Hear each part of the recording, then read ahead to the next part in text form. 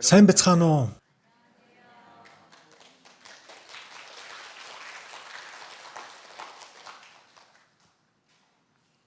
Уулзаж байгаадаа үнэхээр баяртай байна. Хүмүүс ингэж ярьж байгааг та бүхэн сонссон байх. За юун сүртэй бэ? Өөхөх зовлон тулгарсан биш. Иймэрхүү үгийг бид их хэлдэг, ярьдаг. Үхлүүд өвчин тусаагүй л бол тэгэл болно штэ. Амьд хүн аргатай болно бүтнэ гэж маш их ярьцгаадаг. Бид бүгдээрээ маш сайн мэддэг. Үхэх сэхэх асуудал гэдэг үнэхээр хамгийн чухал асуудал гэдгийг хүн бүр мэддэг. Хүн өвчин зовлон үхлийг дийлэх боломжгүй гэдгийг өөрсдийн амаар гэрчилж амьдарцгаадаг. Зүрхнийхээ гүнд дал тухамсраараа хүн үхэлтэй хизээ нэг өдөр нүүр тулна гэдгээ мэддэг учраас тэр. Өнөөдөр та бүхэнтэй ярилцах байгаа сэдэв бол яг энэ үхэх сэхэх асуудлын талаар ярих гэж байна. Тиймээс энэ семинарын нэрийг амьдрал ба үхэл гэж өгсөн юм. Энэ бол бусдын асуудал биш ээ. Хэрвээ би энд ангаах ухааны тухай ярих гэж байгаа бол тэрийг эмчнэр л сурна үстэй. Би заавал мэдэх шаардлагагүй. Би өвдөх юм бол эмнэлэгт очиж үзүүлэл болоо штэ. Магадгүй би компьютерийн тухай ярил тэр чинь компьютерийн мэрэгчлэтнүүд, инженерүүд л ярих зүйл. Би уцаа сайн хэрглэж байвал болоо гэж бодож болох юм. Харин энэ яриаг бол хинч надад хамаагүй гэж хэлж чадахгүй. Аз болоход өнөөдөр энд сууж байгаа бүх хүн амьд байгаа учраас энд ирж чадсан. Гэхдээ энд байгаа нэг ч хүн үлдэлгүй бүгд үхнэ гэдгийг ч та бүхэн мэдж байгаа.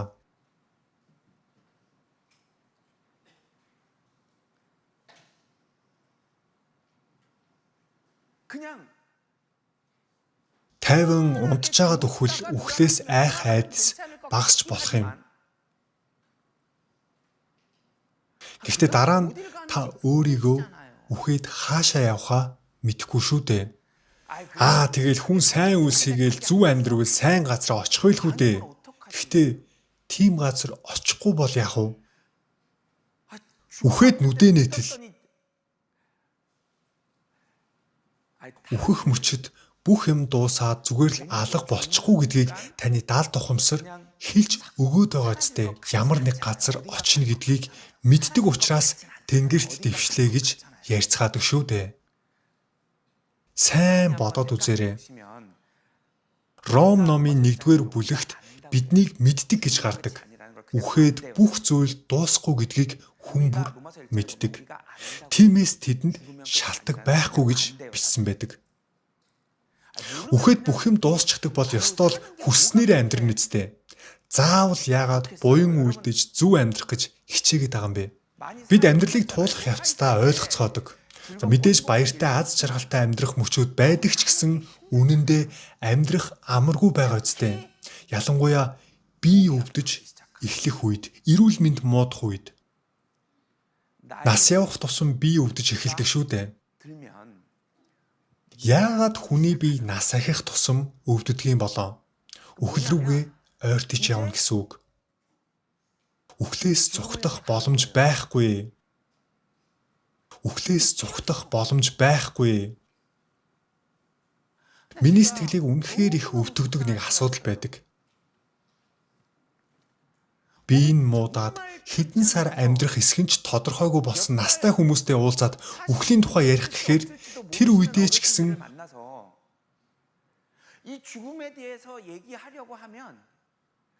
хүүхдүүдийнхээ тухай, мөнгөний тухай л ярьдаг. Би тэр юмд тэдэнд өргөж зарцуулсан хүүхдээ ядаж 10 төгрөгч болов үлдээгээд явах юмсан гэдэл. Гүй үхэл урд нь ирчгээд байхад үр хүүхэд эд зүйлс хөрөнгө мөнгө ярьсаар л байдаг.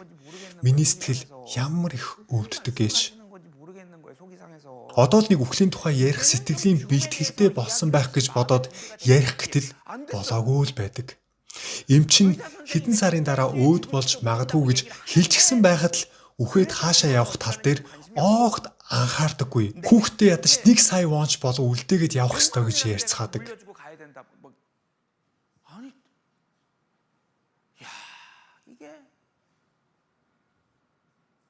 Энэ дэлхийн ертөнцид тэгтлээ их хорогдож яагаад ийм хэмжээнд хүртлээ донтцоодгийн болоо?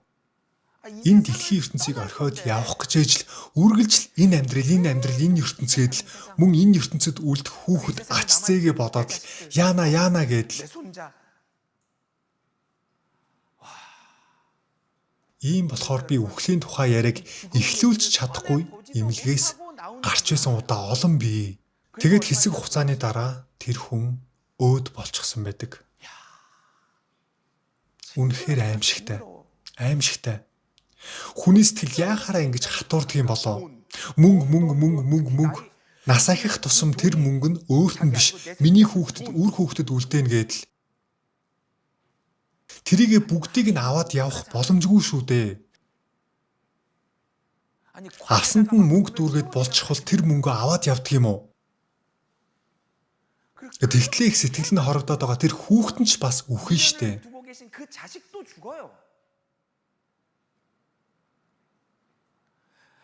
Миний хүүхэд. Тэр хүүхэд нь ч бас үхэн. Тэгвэл энэ бүхэн хизээнээс эхэлсэн бэ? Хүн төрсөн мөчөөс эхлээд л үхэл рүүгээ алхаж явдаг. Гинт 60 наснаас эхэлсэн зүйл биш ээ. Төрсөн тэр мөчөөс л үхэл рүүгээ алхаж байдаг. Энэ зурган дээр гарч байгаа шиг. Яг нүднийх нь өмнө тодорхой байгаа үхлийг хүн үргэлж үл тоомсралдаг. Яагаад? Учир нь энэ дэлхийд хүнийг үхлийнхэн тухай бодохгүй болгодог хүч бий. Муу хүч байгаа. Өнөөдөртөө л амьдраачтэй юун тэгтлээ санаа зовд юм бэ? Бүгд л үхэн штэ. Цэцэгч ганддаг, амтэн ч үхдэг. Бид ч бас байгалийн шамаараа тэгэл нэг л өдөр байхгүй л болно штэ. Гэхдээ ирээгүй зовлон хүлээж өнөөдрийнхөө жаргалыг мартах юм уу? Зүгээр л боломжийн сайхан амьдраад л тэгэл бусдад гай болохгүй хүүхдтэй юм үлдээгээл явхад болно штэ. Та бүхэн ийм үгэнд хууртаж болохгүй шүү. Үнэхээр аюултай шүү. Тиймээс өнөөдөр та нарыг үр хүүхэд ач зээ дүүнер чинь ингэж зүрхээ шатаан байж энд авчирсан юм аа. Энэ чигээрээ амьдарч байгаад үхвэл үнэхээр том аюул хүлээж байгаа учраас өнөөдөр та нарыг энд авчрах гэж энийг сонсоосоо гэж хүү, охин, дүүнер чинь ямар их сэтгэл гаргасныг та бүхэн ойлгох хэрэгтэй. Саяхан хоол авч өгсөн шалтгаан нь ч таны төлөө байсан юм. Саяхан тантай очиж уулзсан шалтгаан нь ч таны төлөө байсан юм аа. Авъя гэсэн зүйлийг нь авч өгсөн нь ч таны төлөө байсан. Яаж ийж байгаад үннийг мэдүүлэхийг хүссэн юм. Яагаад? Үхсний дараа юу хүлээж байгааг мэдж байгаа учраас ээж, аав, эмээ, өвөө, аавгах, нагац, ах эгчийгээ хараад ямар их сэтгэл нь өвддөг гэж бодож байна. Надад мэдэх хүсэл алгаа. Зүгээр л амьдраачтай гэж та бодож магадгүй. Гэхдээ охин хүүгийн чинь сэтгэл тийм бишээ. Тиймээс та бүхнийг даруй сэтгэлээр сонсоосой гэж хүсэж байна. Миний охин ингэтлээ хичээж байгаа юм чинь нэг учир шалтгаан байгаад байх шиг байна энэний ард. Миний хүү ингэтлээ намайг чирээд ирж байгааг бодоход ямар нэг шалтгаан байгаа юм шиг байна. Миний дүү, миний ач, миний зээ намайг ингэтлээ авчрах гэж оролдоод байгааг бодоход ямар нэг нууц энд байгаа юм болов уу? Багчинёныг зургатаар харахаар нэг л их завгүй хүн гүүгээд байдаг. Энэ завгүй хүн ингэж зогсож байгааг бодоход үнэхээр ямар нэгэн зүйл байдгийн болов ийм сэтгэлтэйгээр сонсоосоо гэж хүсэж байна. Би мэднэ гэсэн бодлоо түр хаяад даруй сэтгэлээр сонсоорой.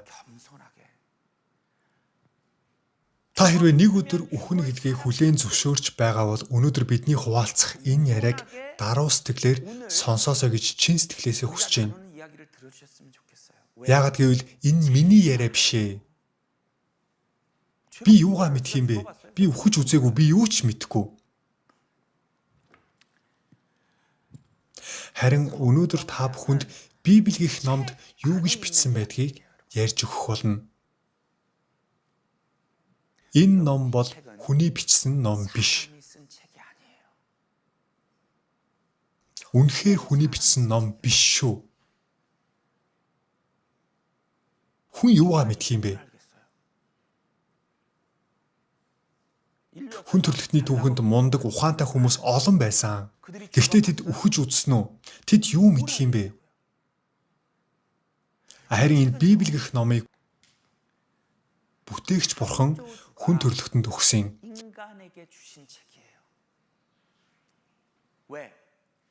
Яагаад өгсөн болоо? Амба үхлийн тухай үхэхээс өмнө заавал нэг бодож үзээсэй гэж өгсөн. Эхний хичээлийн гарчиг бол бүтээгч үнэхээр байдгүй.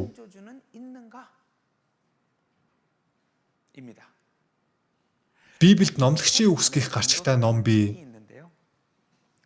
Хүн нас ахаад амьдралаа эргээд харахад амьдрал ингэж харагддаг гэж бичсэн байдаг. Уншаад үзцгээе. Номлогчийн үгс 2:11, 23. Тэгэд би өөрийн гараар хийсэн бүх үйлсээ бас өөрийн зүтгэсэн зүтгэлээ эргцүүлэн бодлоо. Гэтэл энэ бүхэн хоосон бөгөөд салхины араас хөөцөлдсөн хэрэг байв.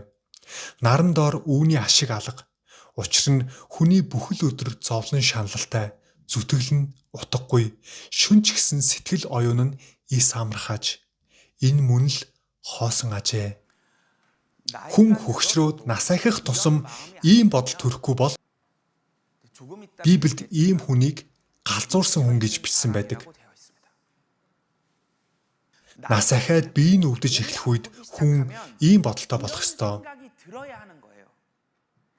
Үргэлж мөнгө гэж амьдарч болохгүй. Байнга л миний хүүхэд гэж зууралдаж болохгүй. Би 60 гаруй жил амьдралаа. Би юу яг юу хийсэн болоо? Би шүн унтчих чадахгүй санаа зовоод байдаг. Гэхдээ яг юунд ингэтлээ санаа зовоод байдг юм болоо?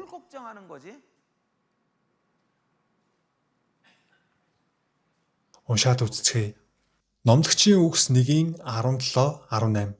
Тэгээд мэрэгэн ухаан ба мунхаглал, солиорлыг танихад оюун бодлоо зориулж үзэв. Энэ нь мөн л салхины араас хөөцөлдсөн хэрэг болохыг би танилаа. Мэрэгэн ухаан их бөгөөс зовлон ихтэж, мэдлэг аривж хаваас шаналл нэмэгддэг ажээ. Амьдрал гэж ийм байдаг, тийм байдаг. Хүн бол ийм тийм гэдэл янз бүрийн ном уншдаг.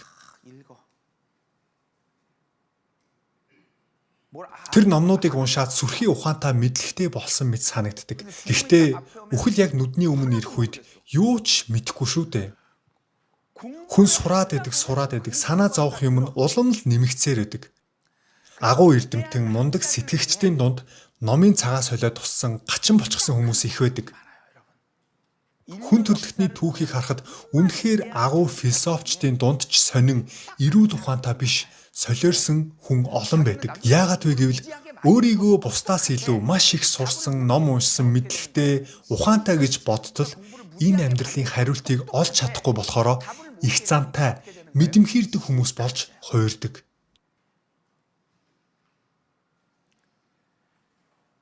Хүн нас ахих тусам эргэн тойрных нь хүмүүс өөд болж ажил явдалд очихдоо ихсдэг.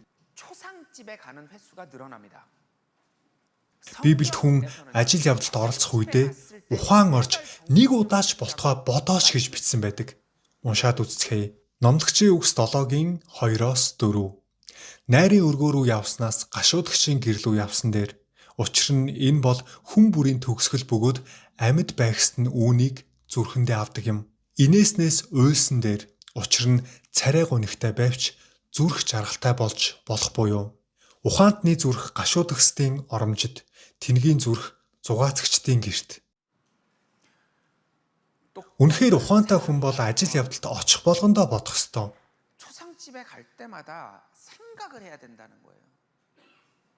Нас барсан хүнийг үдэж араас нь гашуудаж байгаа гэр бүлийг нь хараад миний хүүхдүүд ч бас нэг өдөр ингэж гашуудах юм байна.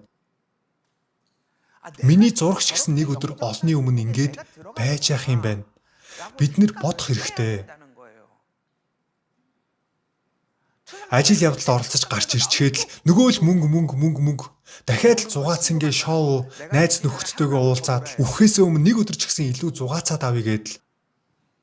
Ажил явдалд очсон тэр зүрхээ тэндээс битгий салга гэж байна. Үргэлж бод. Би ч гэсэн бас хизээ нэг өдөр үхэх юм байна. Үхлээс айх хэрэгтэй. Хүн үхлээс айх ёстой. Би үхлээс айдгүй гэж хэлж байгаа бол таны сэтгэл зүрх маш гүн өвчлсөн байна гэсэн үг. Та үхээд хаашаа явахаа мэдж байгаа мó? Хаашаа явахаач мэдэхгүй байж айхгүй байна гэж үү? Хаалга онгоолгоод гарсан ангал байвал яах юм бэ? Би хаалгаа онгоолгоод гарах юм бол надад юу ч тохиолдохгүй гэж бардамнаад л.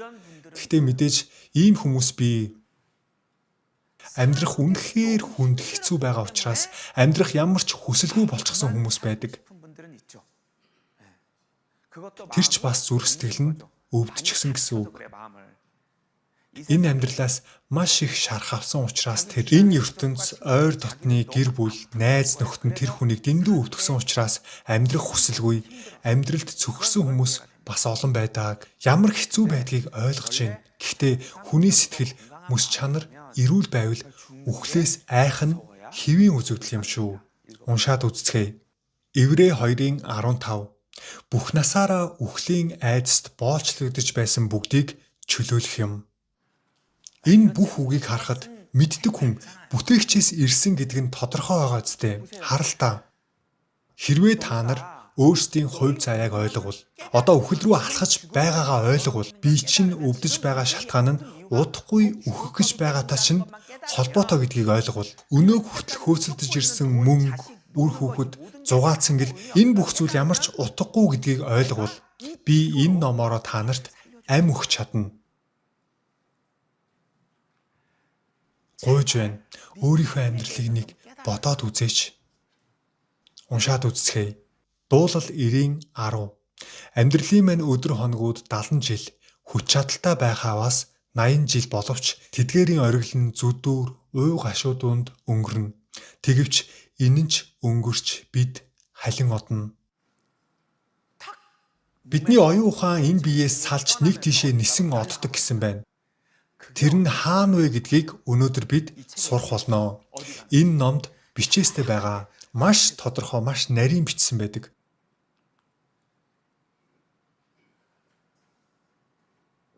Өнөө шөнө үхэхгүй гэсэн баталгаа та нарт байна уу гэж Бурхан асууж байна. Та бүхэн зүрхний шигдээс гэж олон удаа сонсч байсан байх. Саяхан таньдаг дуучин дүү маань зүг зүгээр унтжгаад гинт зүрхэн зогсож нас барсан. Ямар ч асуудалгүй байсан хүн зүрхний шигдээс гэж зүрхэн зүгээр л цохилгоо болчихдог. Уншаад үзье. Лук 12:20. Харин Бурхан түүнд мунхага яг энэ шөнө амчин чамаас нэхэгдэх болно. Тэгвэл чиний бэлтгэснийг хэн эзэмших вэ гэж айлтжээ. Насаараа цуглуулсан мөнгө чинь хэнд очих юм бэ? Миний хүүхдэд очно штэ. Гэхдээ хүүхэд чинь ч бас үхэн шүү дээ. Өнөөдөр ч үхэж болно. Та бүхэн ч өнөөдөр үхэж болно.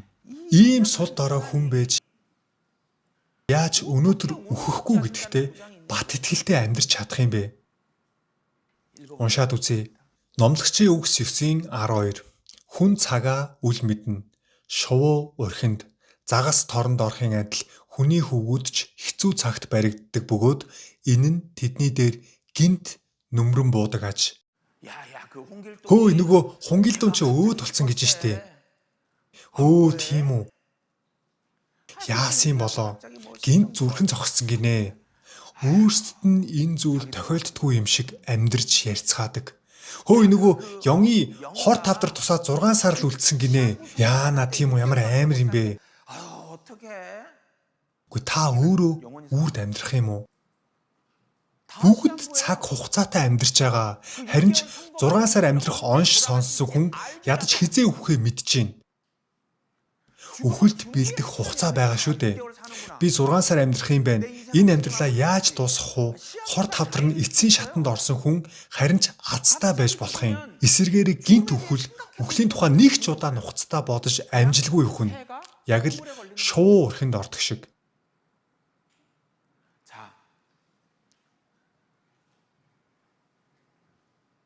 Эрүүл ухаантай хүн бол сэтгэл зүрхэнд нь нэг л хоосон зүйл байгааг ойлгох ёстой. Яагаад би уйггүй амьдарч ирсэн. Гэхдээ яг юуны төлөө амьдарсан болоо? Би үхээд хаашаа явах юм болоо? Ийм асуулт, ийм шаналл хүний сэтгэлд байх ёстой.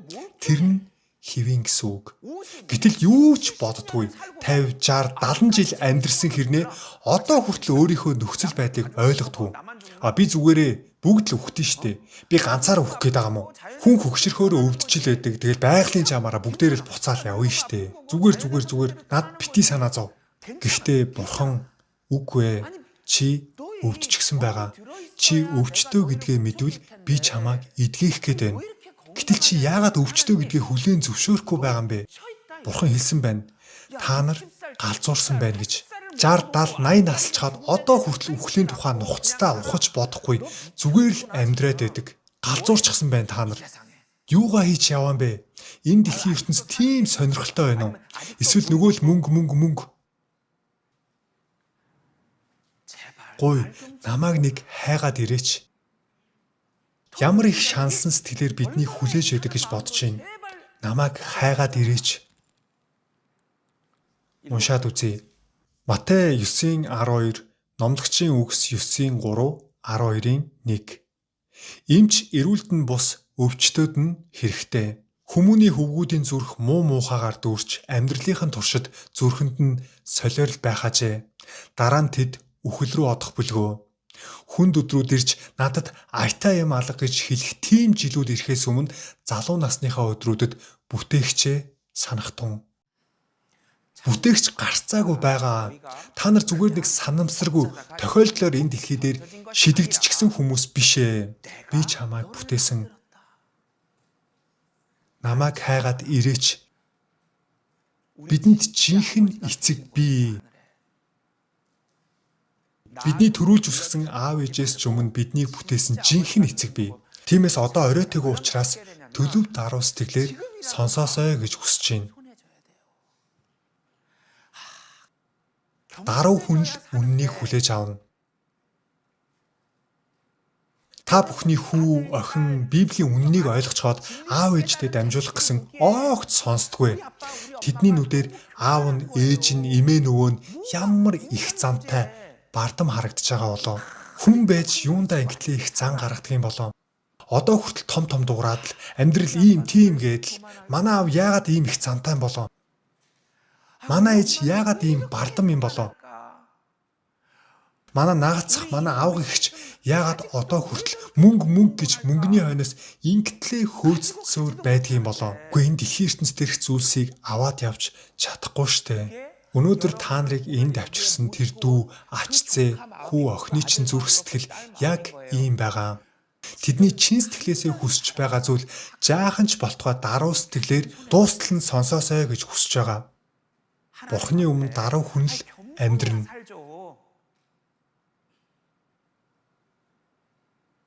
Бид бүгдээрээ хүн шүү дээ. Нэг цохиод цохилон таарчих юм бол үхчихдэг. Зүрхэн зогсох төдийд л амиа алддаг. Ийм сул дорой оршихуй шүү дээ. Тэгвэл энэ номыг намайг бүтээсэн бүтээгч надад өгсөн гэж үү? Тэгвэл нэг сонсоод үзье. Үнэхээр даруй сэтгэлээр сонсоод үзье. Ингэж сонсвол та амийг авна. Библийг нээгээд хамгийн эхний хуудас, хамгийн эхний мөрөнд ингэж бичсэн байдаг. Уншаад үзье. Эхлэл 1:1. Эхэнд Бурхан тэнгэр ба газрыг бүтээжээ. Би бол бүтээгч. Та нарын харж байгаа энэ өргөн уудам орчлон ертөнцийг бүгдийг нь би бүтээсэн. Чамайгч бас би бүтээсэн. Чи ихийнхээ хөвлөд тогтсон тэр ганц эс байгаас чинь эхлээд 4 кг орчим жинтэй хүн төрхтэй болж ихийнхээ хөвлөгөөс гарах хүртэл бүх явцыг би бүтээсэн.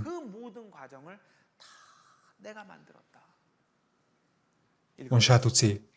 Дуулал 139-ийн 13-аас 14.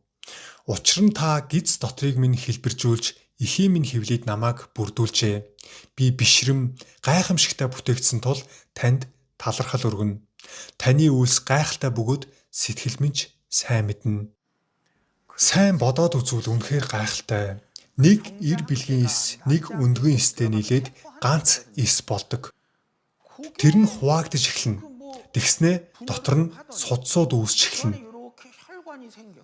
Тэр судсууд нь мушгиралдаж хэлбэржиж байгаад зүрх болдог.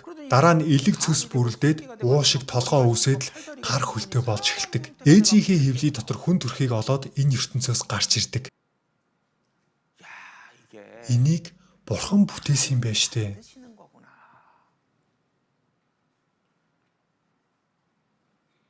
Энэ бол та. Та бүхний дотор олон яс байгаа. Тэр яснуудын хооронд маш олон мэдрэл дамжиж байдаг. Судсууд бүх биеэр тархсан байдаг. Харин зүрхэн шахуурх шиг ажиллаж цусыг бүх биеэр нэргэлдүүлж илэг, цус, уушиг, нарийн гэц дотор эрэхтнүүдгээд энэ бүх эрэхтэн таныг амьд байлгахын тулд зогсоо зайгүй ажилдаг. Булчингууд ажиллаж байгаа учраас бид хөдөлж чаддаг.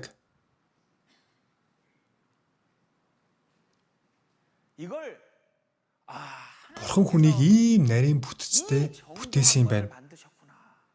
Тийм учраас би одоо амьд байгаа юм байна. Ойролцоогоор 37 их 80-д нэг ч зөрчилгүй яг нэг хүн шиг нэгдмэл хөдөлж байна. Бүтээгч нэгэн байгаа юу? Үгүй байхгүй. Энд чинь тэгэл зүгээр л өөрөө бий болсон штэ. Хэрвээ ингэж бодвол үхэл хүлээж байгаа. Харин тийм ээ. Миний бие амьтай байхын тулд энэ бүх зүйл хэвийн ажиллах ёстой юм байна. Энэ бүгд зүгээр цаанаасаа хувьслын онлоор бий болсон гэхэд нэг л байж боломгүй юм байна. гэж бодож байвал та даруугаар сонсож байна гэсэн үг. За зөвхөн судасны тухай бодоод үзье. Бид амьд байна гэж хэлхийн тулд цус эргэж явах ёстой. Цус 37 их 80-д эс бүрт хүчил төрөгч тижээл хүргэж байж тэр эсүүд амьдрна. Тиймээс амин цуснд байдаг. Цус эргэж байж л хүн амьдрна. Хүний биеийн цус 37 их 80-д эст хүргэлт хийж байна гэсэн үг. Уншаад үзье. Лив 17-гийн 11, Үйлс 17-гийн 24, 25. Учир нь бие махбодын амин цуснд байдаг. Бурхан бол амьсгал хийгээд хамаг юмсыг бүгдэд өгдөг. Амин цуснд байдаг гэсэн байна. Гэтэл тэр цусыг бурхан өгдөг гин. Юу гэсэн үг юм болоо? Ам ба амьсгалыг бурхан өгдөг гэж байна. Та бүхний биед байгаа бүх судсыг сугалж аваад нэг игнэнд залгавал хэр урт болно гэж бодож байна. Нэг хүний биеийн бүх судсыг нийлүүлвэл дэлхийг 2 бүтэн нэг хагас тойрох хэмжээтэй болдог. Ойролцоогоор 100 мянган километр. Дэлхийн тойрог 40 мянган километр орчим шүү дээ. Тэгвэл тэр 100 мянган километр судсаар цус яаж иргэдэг юм болоо? Зүрх цусыг шахаж ажилдаг. Минутанд ойролцоогоор 80 удаа цохилдог. Тогтмол хэмнэлтэд цохилох ёстой. Хурдсаад удаашраад байвал зүрхний хим алдагдлаа. Даралт ихслээ багаслаа гэд имлэг явдаг шүү дээ. Амин цуснд байдаг. Тэр цусыг эргэлдүүлэхийн тулд хэн нэгэн шахах ёстой. Тэр нь зүрх. За тэгвэл тэр зүрхийг хэн цохилуулж өгч байгаа юм болоо? Хэрвээ та нарын гарт нэг шахуур гатгуулад чи амьдрахыг хүсч байвал минутанд 80 удаа өөрөө шахаараа гэвэл минутанд 80 удаа тогтмол шахахын тулд та өөрөө юу ч хийж чадахгүй. Хоолоо ч идэж чадахгүй. Тиймээс амийг бурхан өгдөг гэж байгаа юм. Зүрхийг чинь бурхан цохилуулж өгж байна гэсэн үг. Амьсгалч бас адилхан. Та унтж байхдаа амьсгалдаг үстэй. Унтж байхад чинь би амьсгалыг чинь өгдөг гэсэн байна. Та нарын амьсгалж байгаа, зүрх цохилж байгаа энэ бүхэн өөрөө зүгээр цаанаасаа болоод байгаа юм бишээ. Энэ бол зүрх.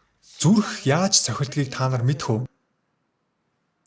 Тархич нь цохил гэд тохио явуулдаг гэж бодож гин үү? Үгүй ээ, тийм биш. Та бүхэн тогон цохиулах үед бие чинь гинт таталтаж хөдөлдөг шүү дээ. Эмнэлэгт зарим эмчилгээг цахилгаан тохиогоор хийхэд булчин таталтдаг. Зүрхэнд чинь минутанд ойролцоогоор 80 удаа цахилгаан тохио очиж байдаг. Тэр цахилгаан тохионоос болж зүрх агшиж сулраад цохилж байгаа. Тэгвэл тэр цахилгаан тохиог хэн өгч байгаа юм болоо? Та бүхэн эмчээс асуугаад үзээрэй. Эмч юу гэж хэлнэ гэж? Би яаж мэдх юм бэ гин? Яагаад? Үнэхээр мэдэх боломжгүй болоод л тэр тохио мөн тархинаас ирдэггүй.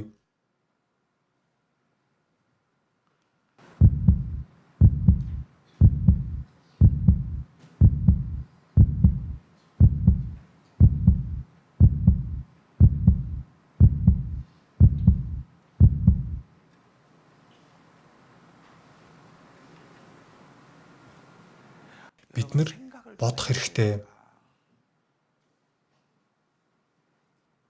Зүрх чинь цохилж байгаа үстэй. Мэдээж нас ахих тусам урдих шигэ цохилохоо болдог. Гэхдээ өнөөдөр цохилж байгаа учраас та нар энд ирээд сууцгаасан байна. Тэгэхээр бид Бурхны өмнө даруй сэтгэлээр очих ёстой. Бурхан надад амийг өгч байгаа юм байна. Та бүхэн энэ амьдралынхаа турш бусдыг их шүүмжилж байсан байх. Ямар балиар амтан бэ? Хүн яаж ингэж чаддаг байна? Ёстой хүн чанаргүй амтан байна гэдэл. Та насан туршдаа бусдыг муулж, шүүмжилж амьдрсан байх. Харин Библиэд зүрхийг нь цохилуулж амийг өгч байгаа бүтээгчээ хайдаггүй хүнийг хамгийн муу хүн гэж хэлдэг. Тэгвэл хамгийн муу хүн нь би өөрөө байсан юм бэ штэ. Уншаад үзье. Дуулал 14, Исая 48:22. Буруу явдалд хүн бардам нүрэлдэг. Бурхныг ис хайдаг. Бүхий л бодол санаанд нь Бурхан байдаггүй аж. Гим буруутуудад амар тайван үгүй гэж эзэн айлдлаа. Энд буруут гэж хэнийг хэлээд байгаа юм болоо? Мэдээгээр гардаг аимшигтай гимт хэрэг хийсэн хүн үү? Та нарын харааж үзэн яддаг тэр хүн үү? Үгүй ээ. Бурхныг хайдаггүй хүн бол хорон муу хүн. Тийм хүнийг муу хүн гэд байгаамаа. Өөрийгөө мянга ухаантай гэд яах юм бэ? Эцэг ихтэй очихгүй бол ганцаараа зөв сайхан амьдраад яах юм бэ? Эцэг ихээ хайж очихгүй бол зүгээр л өөрийгөө мундаг гэж бардамнаж байгаамаа. Үгүй би хайсан штэ. Би Бурхныг хайсан. Би сүү өргөдөг байсан. Би байгаль дэлхийн нар сарандаа залбирдаг байсан. Алтан Бурхны өмнө залбирсан. Би уул усанд залбирсан. Би их хайсан. Би 100 жилийн настаа модон дээр очиж мөргсөн. Би цагаан сараар өвөг дээдстэй залбирч мөрөө гаргадаг байсан. Тэр чинь Бурхныг хайсан хэрэг мөн үү? Зүгээр л өөрийнхөө итгэхийг хүссэн зүйлдээ л итгээд явж байгаа үстэй. Хайна гэдэг юу вэ гэвэл нотлохоо, баримттай зүйлийг олж мэдхийг хэлдэг юм шүү. Яг аль нь үний юм болоо?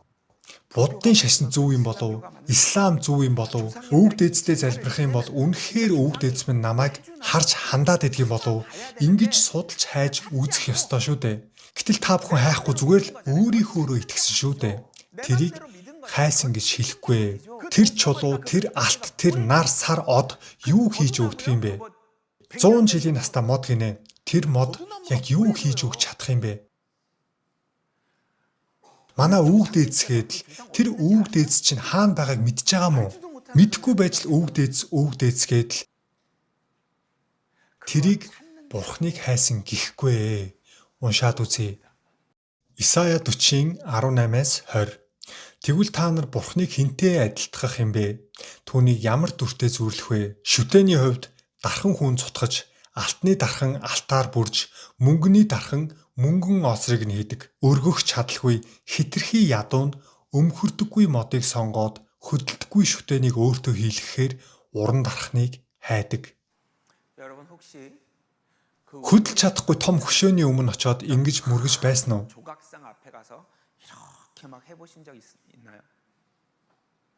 Тэрийг Бурхан харах үед Үнэхээр уур нь хүрдэг.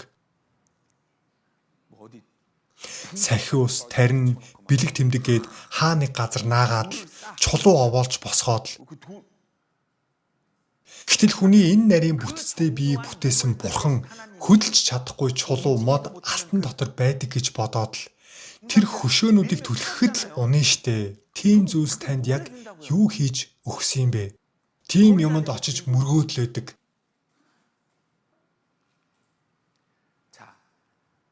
Гэхдээ одооноос хайвал болно. Өнөөдөр энэ газарт хайхад л болно. Нэг жил бясалгал хийж ууланд гараад суух ямар ч хэрэггүй. Бурхан та нарыг өнөөдрийг хүртэл хүлээж байсан. Хизээ ирэх бол, хизээ намайг хайж ирэх бол. Хүүгээр чинь, охиноор чинь, дүүгээр чинь дамжуулаад ирээч гэж ямар их хэлсэн болоо. Та бүхэн өнөөдөр энд ирсэн байна. Тэгэхээр өнөөдөр зүгээр л нэг сонсоход болно. Уншаад үзье. Дуулал 33-ийн 13, 14, 53-ийн 2. Эзэн тэнгэрээс ажиж хүний хөвгүүдийг бүгдийг нь хардаг. Синтийнхээ газраас тэрээр дэлхийн бүх оршин суугчдыг ширтдэг. Тэнгэрээс бурхан хүний хөвгүүдийг өнгийн харсан нь ухаардаг. Бурханыг эрен хайдаг хүн байгаа эсхийг харахын тулд аж. Та бүхэн зүгээр л ойлгоход болно. Би зүгээр санамсаргүй энэ дэлхий дээр шидэгдсэн хүн биш юм байна. Бүтээгч бурхан намайг бүтээсэн юм байна. Өнөө хүртэл намайг хүлээж байсан юм байна штэ. Хүлээж байх хугацаанд миний зүрхийг үргэлж цохилуулж өгч байсан юм байна. Тийм баха бүх зүйл учир шалтгаантай байжээ. Өнөөдөр би энд бурхны үгийг заавал нэг сонсоод ойлгоод үзье. Ингэхэд л болно. Мөхөс хүн гэдгээ ойлгож байгаа бол тэгвэл бурхан та бүхэнд үнэхээр гайхалтай амлалтыг өгнө шүү. Мөнх ам гэж би үрд амьдрах боломж байгаа. Энэ өвдөж, хөгширж, үхэж, салж хагацдаг ийм амьдралыг бидэнд өгөх гэж бурхан биднийг бүтээсэн гэж үү? Үгүй. Мөнх ам гэж би. Гэхдээ та өөрөө сонгох ёстой.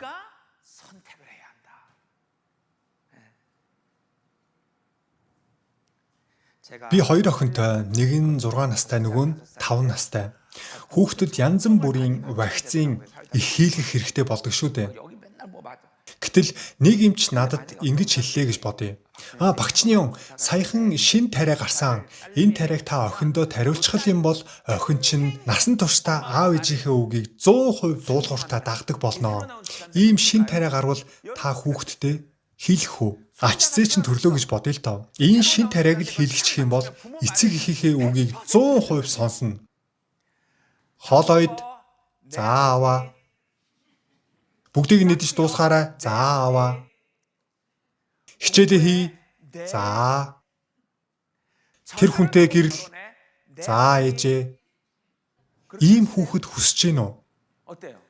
Та нар ийм тариа гарвал хийлгэх үү? Хайртай хүүхэдтэй, хайртай ачцээдээ тэр тариаг хийлгэх үү? 100% үгэнд орно гэж штэ. Энэ тариаг хинч хийлгэхгүй. Хүүхэд чинь таны үгэнд орохгүй сэтгэл өвдгөж, хожим хойно таны цээжийг урж өвдгөн гэдгийг мэдэж байгаа ч нэг өдөр өөрөө алдаагаа ойлгож ухаарад хүрээд ирээсэй гэж хүлээгээд суудаг. Энэ бол эцэг эхийн сэтгэл. Эцэг их ийм л байдаг. Тийм учраас бурхан бидэнд сонголтыг өгсөн юм аа. Өнөө хүртэл 50, 60, 70 жилийн турш таныг хүлээсэн. Өөрөө сонголтоо хийгээрэй. Уншаад үзье. Иохан 5-ын 39, 6-гийн 40, Дэд хууль 30-ын 19, 20. Та нар бичвэрүүдэд мөнх ам бий гэж боддог тул тэднийг нягтладаг. Хүүг харж түүнд итгэгч бүр мөнх амтай байх нь эцгийн минь хүсэл юм. Би чиний өмнө ам ба үхлийг тавья. Чи амьдрахын тулд амийг сонгож, эзэн бурхнаа хайрлан түүний дуу хоолойд дуулууртай байж түүнээс зуурч бай. Тэр нь чиний ам амьдрал, өдөр хоногуудын чинь урт юм. Энэ багчны оныг зургатаар харахаар их л завгүй хүн шиг байдаг. Энд яагаад ийм юм яриад зогсож байгаа юм болоо? Багчны он уг нь их баян хүн дээ. Та бүхэнд гэж хэлэхэд би энэ мөнх амийг авсан хүн.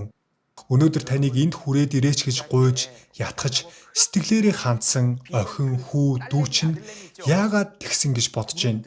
Тэд мөнх ам байдаг гэдгийг мэдсэн учраас тэр мөнх амийг яаж авсан болоо? Зүгээр л сайн сонсоход л болно.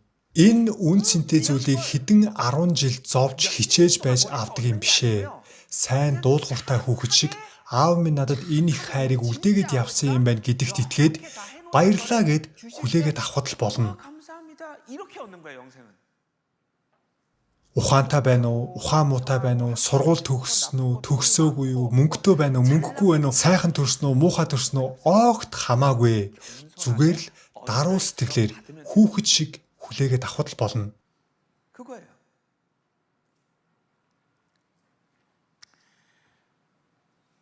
Бидний аль хэдийн үдэж явуулсан найз, хамаатан садан зөндөө байгаа. Тэр хүмүүсийг бид нас барсан гэж ярьдаг. Гэхдээ Библиэд амьд байгаа биднийг ч үхсэн гэж бичсэн байдаг. Яагаад? Мөнх ам байхгүй учраас тэр. Модны дэлбэлсэн цэцэгтэй мөчрийг таслаад цэцгийн вааранд хийчихлээ гэж бодъё. Тэгвэл тэр цэцэг 7 хоног орчим амьд чигээрээ байна. Тэгвэл устдаа вааранд байгаа тэр мөчр, тэр цэцэг амьд уу, үхсэн үү? Амьд байгаа юм шиг харагдана. Гэхдээ үнэндээ үхсэн. Яагаад? Удахгүй хатаж үхэх учраас. Мөнх ам гэж юу вэ гэвэл Бурхантай холбогдсон байхыг хэлдэг. Бурхантай холбоо тасарсан бол 70-80 жил амьдарч байгаа мэт харагдаж болох ч Бурхантай холбогдоогүй л бол эцэстээ үхэх учраас Бурхан тэр хүнийг үхсэн гэж хэлдэг. Бурхантай дахин холбогдох хүртэл хүн үхсэн байдалтай байгаа гэсэн үг. Есүсийн шавнырын нэг нь ингэж хэлсэн байдаг. Эзэн минь, аав минь нас барсан тул би эхлээд ажил явдлыг хийчээд буцаад ирье гэсэн. Тэгсэн Есүс үхэхстийг үхсдээр нь оршуул, харин чи намайг даг гэсэн байдаг. Зүв зүгээр амьд байгаа хүмүүсийг үхсэн хүмүүс гэж хэлдэг. Та бүхэн үхсэн байдалтай байгаа.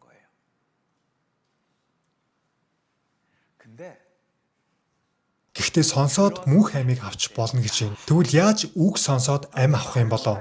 Үгээр л ам авдаг юм. Яагаад? Энэ бол бүтээгчийн үг учраас. Уншаад үзье. Лук 9:60, Иохан 5:25. Үхэхстийг үхэхстээр нь оршуулвал үннээр би та нарт хэлье. Үхэхсэд Бурхны хүүгийн дууг сонсох цаг ирж байгаа бөгөөд одоо ч ирчгээд байна. Сонссон нь амьлах болно. Ийм зүйл үнэхээр байж болно гэж үү? Зүгээр л сонсоод амьтаа болно гэж байна. Гэхдээ хизээ? Яг одоо энэ боломжийг би алдаж болохгүй. Ингэж бодоод сэтгэлээ даруй болгоход л болно. Даруй болгох хэрэгтэй. Даруй байвал амьтаа болно. Ганц хэрэгтэй зүйл нь юу вэ гэвэл Бурхны өмнө даруй болох. Би ч бас энэ үгийг сонсоод 2017 онд мөнх амийг авч байсан. Их удаагүй байгаа зү. Ягаад гэвэл өмнө нь би өөрийгөө их мундаг хүн гэж боддог байлаа. Би ч гэсэн өөрийнхөө хэмжээнд хичээж амьдрсан, хинээс ч дутхгүй хичээсэн. Үнэхээр шүдээ зуугаад зүтгэж амьдрсан. Унсан ч буцаад босч бүтлгүүцсэн ч дахин оролддог байсан. Тийм болохоор өөртөө итгэлтэй хүн байсан. Юу ч хийж чадна гэж боддог байсан. Гэтэл 40 хүрээд амьдралд маань маш их асуудал гарч ирсэн. Хүний амьдралд хэцүү асуудал гарч ирэх үед л төлөв даруй болдог.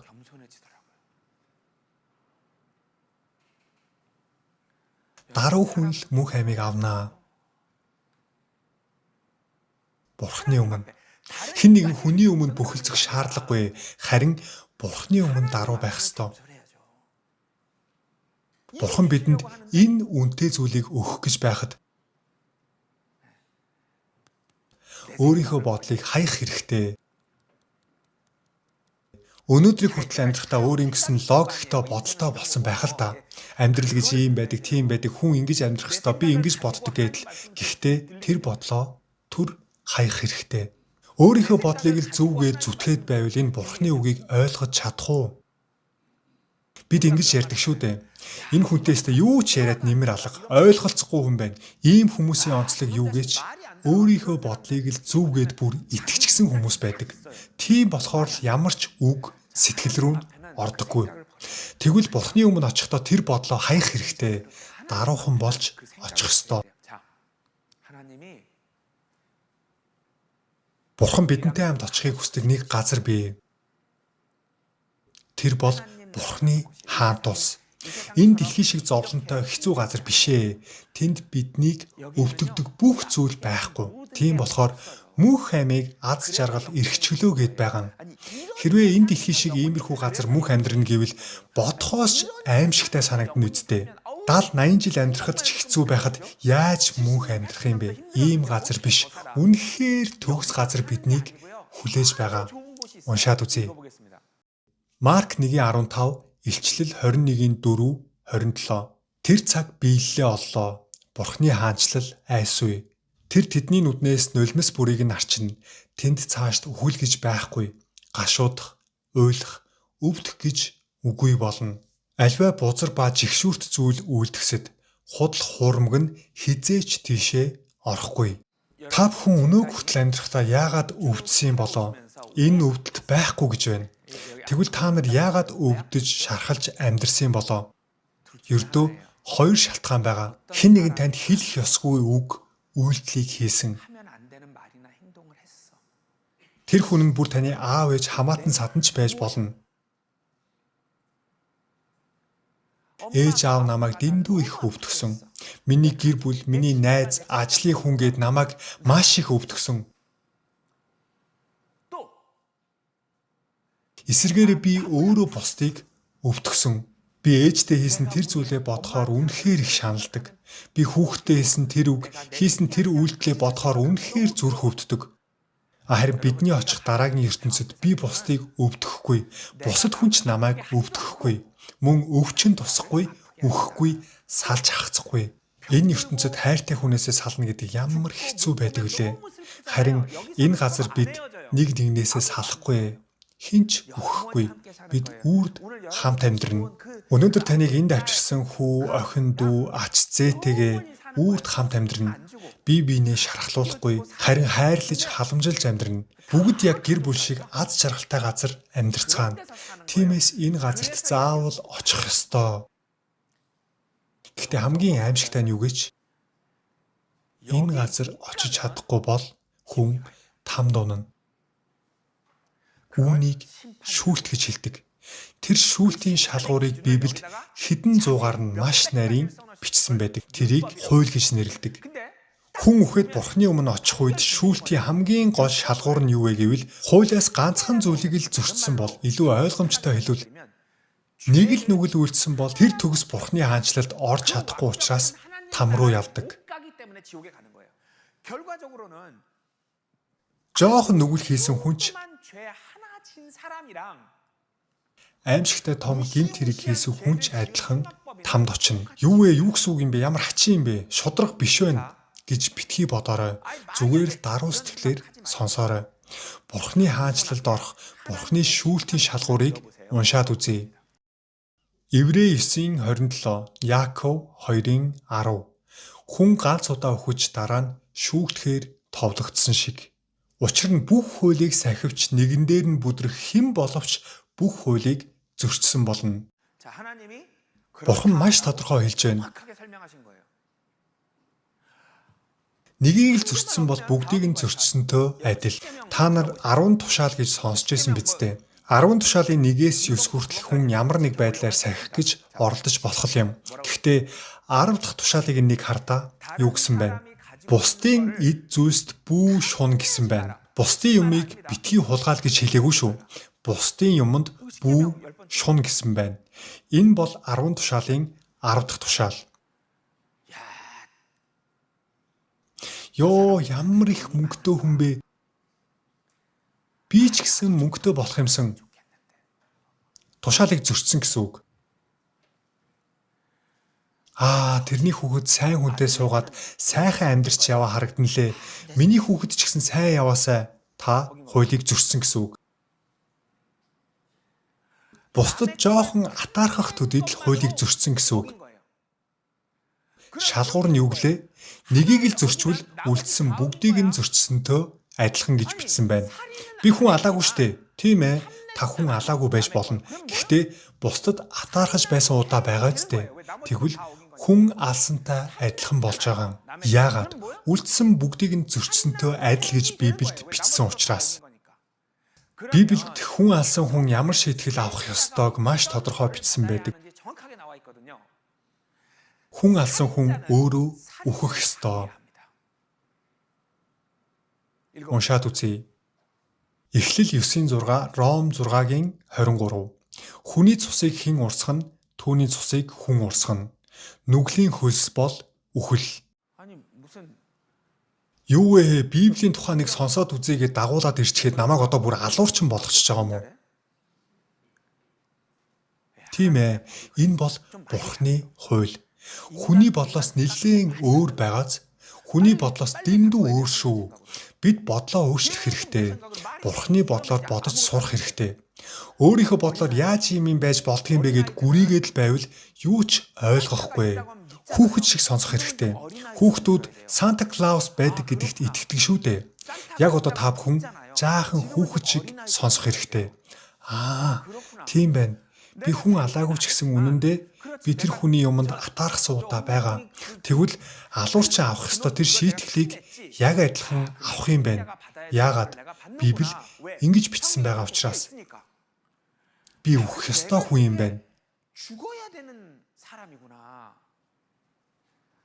Яана, би одоо яах вэ? Энд бичсэн зүйлсээс нэгийг нь ганцхан удаа хийсэн бол үхэх ёстой гэж байна. Уншаад үзье. Ром 1-ийн 27, 29-оос 32. Ирчүүдтэйгээ ичгүүрт зүйлийг үлдэж, өөрсдийнхөө алдааны зохих цээрлэлийг өөрсдөө хүртэж байна. Тэд элдв зүй бус явдал, хилэнц, шунал, бузар булаагаар дүүрэн агаад атаачтөө, аллах, хэрүүл, залмих, хар санаагаар дүүрсэн ховжив яригч, гүтгэгч, бурхныг үзен ядагч, дээрлэхүү, их зантай, сагсуу, хорон мууг санаачлагч, эцэг ихтэй дуулгаргүй, ухаргүй, найдваргүй, үл хайрлагч, өршөөл үзүүлдэггүй хүмүүс ажээ. Ийм зүйлийг үлдэх чинь өвхөл цохино гэсэн Бурхны зарилгийг тэд мэддэг хэрнээ өөрсдөө үлдээ зогсохгүй, бусдыг ч үлдэхтэн ч сайшаадаг байна. Бурхны ус диваажин төгс газар учраас төгс хүн л орно. Маш энгийн. Би төгс байж ижил төгс газар орно. Энд бичсэн зүйлсээс нэгийг л хийсэн бол би төгс хүн биш гэсэн үг. Та нар хардаа энд хов яригч хүм муулагч гэж байна. Энэ бол нүгэл. Та нар хүнийг араар нь муулж исэн удаа байгаа үстэй. Би хизээж хүм муулж байгаагүй. Би насан туршдаа нэг ч удаа хүний араар янз бүрийн юм ярьж байгаагүй. Ингэж итгэлтэй хэлж чадах хүн байна уу? Үнэхээр насан туршдаа хизээж хүнийг муулж байгаагүй хүн байна уу? Энд сайрхах нүгэл гэж бичсэн байна. Сайрхах нүгэл гэдгийг мэдчихсэн үү? Би залуудаа ийм байсан гэдэл өөрөөрөө өнгөрөх нүгэл гэж байна. Бас эвлэрдэггүй, уучилдаггүй хүн. Та бүхэн сэтгэлдээ өнөөдрийг хүртэл уучлаагүй хүн байгаа үсттэй. Тэр мөгстө би хизээч уучлахгүй гэдэл. Та өөрөө яг ямар хүн бэ? Энд бичсэн зүйлсээс нэгийг нь зөрчсөн бол яах вүлээ? Үхэх ёстой. Яагаад? Бурхны хаанчлал диваажинд орж чадахгүй учраас. Хүн яагаад бусдыг муулдгийг мэдэх үү? Өөрийнх нь хийсэн буруу үйлдэл баригдаагүй хинч мдээгүй учраас хийгээгүй юм шиг жүжиглэж хоёр нүур гаргаж амьдэрдэг. Үүнийг Библиэд нууц нүгэл гэж хэлдэг. Та бүхэн хэлж болохгүй үг хэлж байсан уу? Хийж болохгүй үйлдэл хийж байсан уу? Байгаа юу? Байхгүй юу? Нэгч байхгүй гэж үү? Гэтэ тэр дундаас хамгийн ичмээр үйлдэлийг чинь азар хинч мдээгүй. Тийм болохоор үргэлж бусдыг муулж, шүүмжилж амьдэрсэн. Өөрийнх нь хийсэн гим нүгэл үйлдэл баригдаагүй учраас хаах тэрийг хараа ямар балер хүн бэ? Яаж ингэж чаддаг байна гэдэл. Гэхдээ бидний хийсэн нууц нүгэл Бурхны нүүрний өмнө байдаг гэж Библи хэлдэг. Хэлж болохгүй үг хэлсэн, хийж болохгүй үйлдэл хийсэн, хинт ч мэддэггүй бүх нүгэл чинь Бурхны өмнө бичээстэй байгаа. Хүнд мэс чанар гэж байдаг учраас юу буруу хийж яваагаа өөрөө мэддэг. Тийм болохоор тэр гимшил тэр буруутай мэдрэмжээсээ болоод сайн үйлс хийж нүглээ намжлах гэж хичээдэг. Буян үлдэнэ гэж ярьцгаадаг шүү дээ. Гэхдээ Библи юу гэж байна? Сайн зүйл хийлээгээд муу үйлдэлээ халахалж чадахгүй гэж бичсэн байдаг. Хийсэн буруу үйлдэл хийх ёсгүй байсан нүгэл бүгдээрээ Бурхны өмнө бичээстэй байгаа. Сайн үйл буйны ажил 1000 хийлээгээд тэр нүгэл чинь байхгүй болохгүй. Чи сайн үлээрээ өөрийнхөө муу үйл нүглийг угаах гэж хичнээн оролцсон ч чиний үйлсэн тэр нүгэл тэр цусны үн хിവэрэ чамаас нэхэгдэх болно. Уншаад үзье. Дуулал 91:8, Исая 59:6, Иремья 2:22. Эзэн та хилэнцгийг маань өмнөө тавьж, нууцыг маань оршихуйхаа гэрэлд гаргадаг. Тэдний хийсэн бүтээл нь биеийг нь хучиж чадахгүй.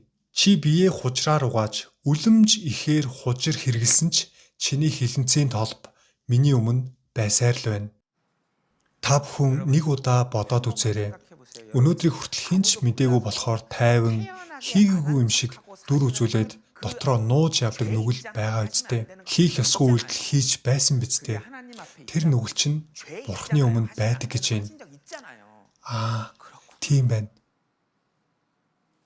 Би тэр үед хэлсэн тэр үг, хийсэн тэр үйлдэлээ мартчихсан байсан. Гэтэл тэр бүгд Бурхны өмнө яг тэр чигээрээ байгаа юм байна. Бурхны өмнө би 2 нүгэр гаргаж амьдарчээ. Та тэр нүгэлтэйгээ үхээд, нүдээ аниад, дахиад нээхэд тамд очсон байна. Яагаад?